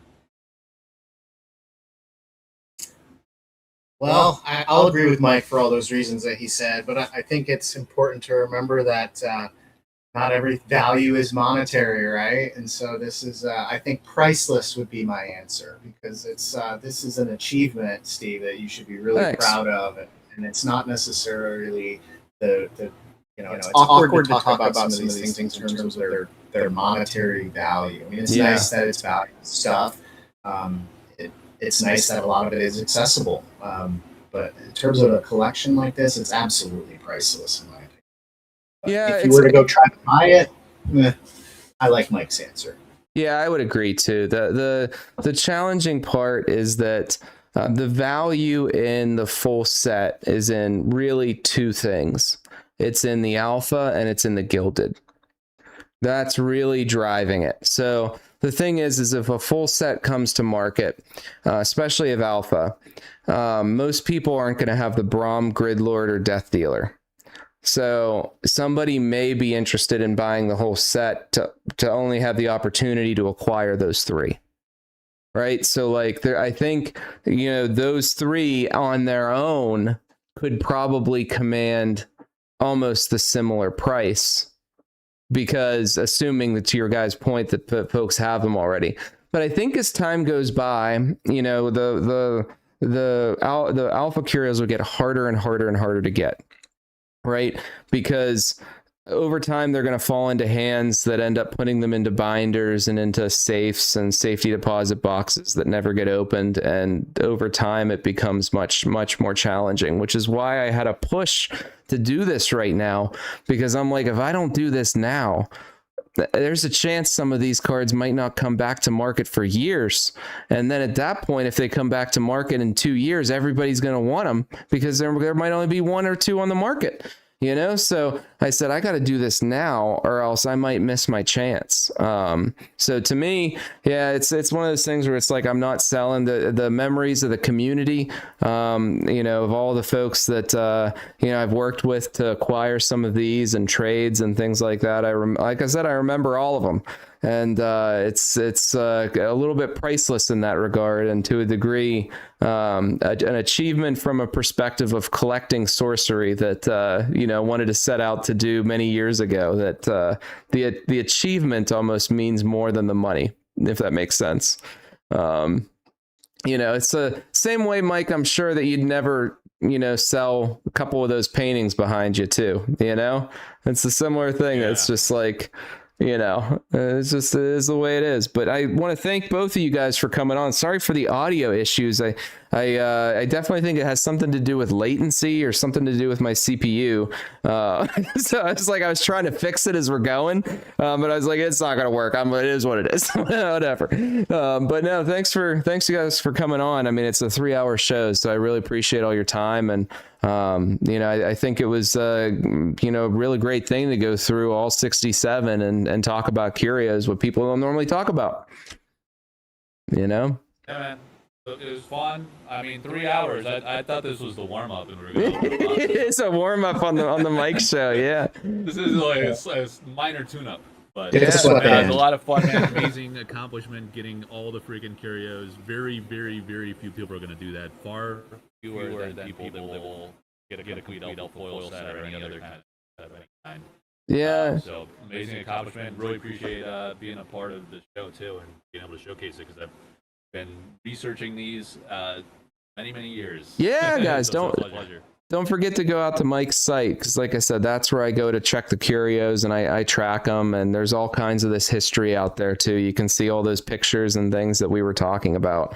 So yeah, don't forget to do that. Ghost, don't forget to check out Ghost's site. He's got some Curios up there right now. Ghost42TCG. Use the promo code Philosophercards, right?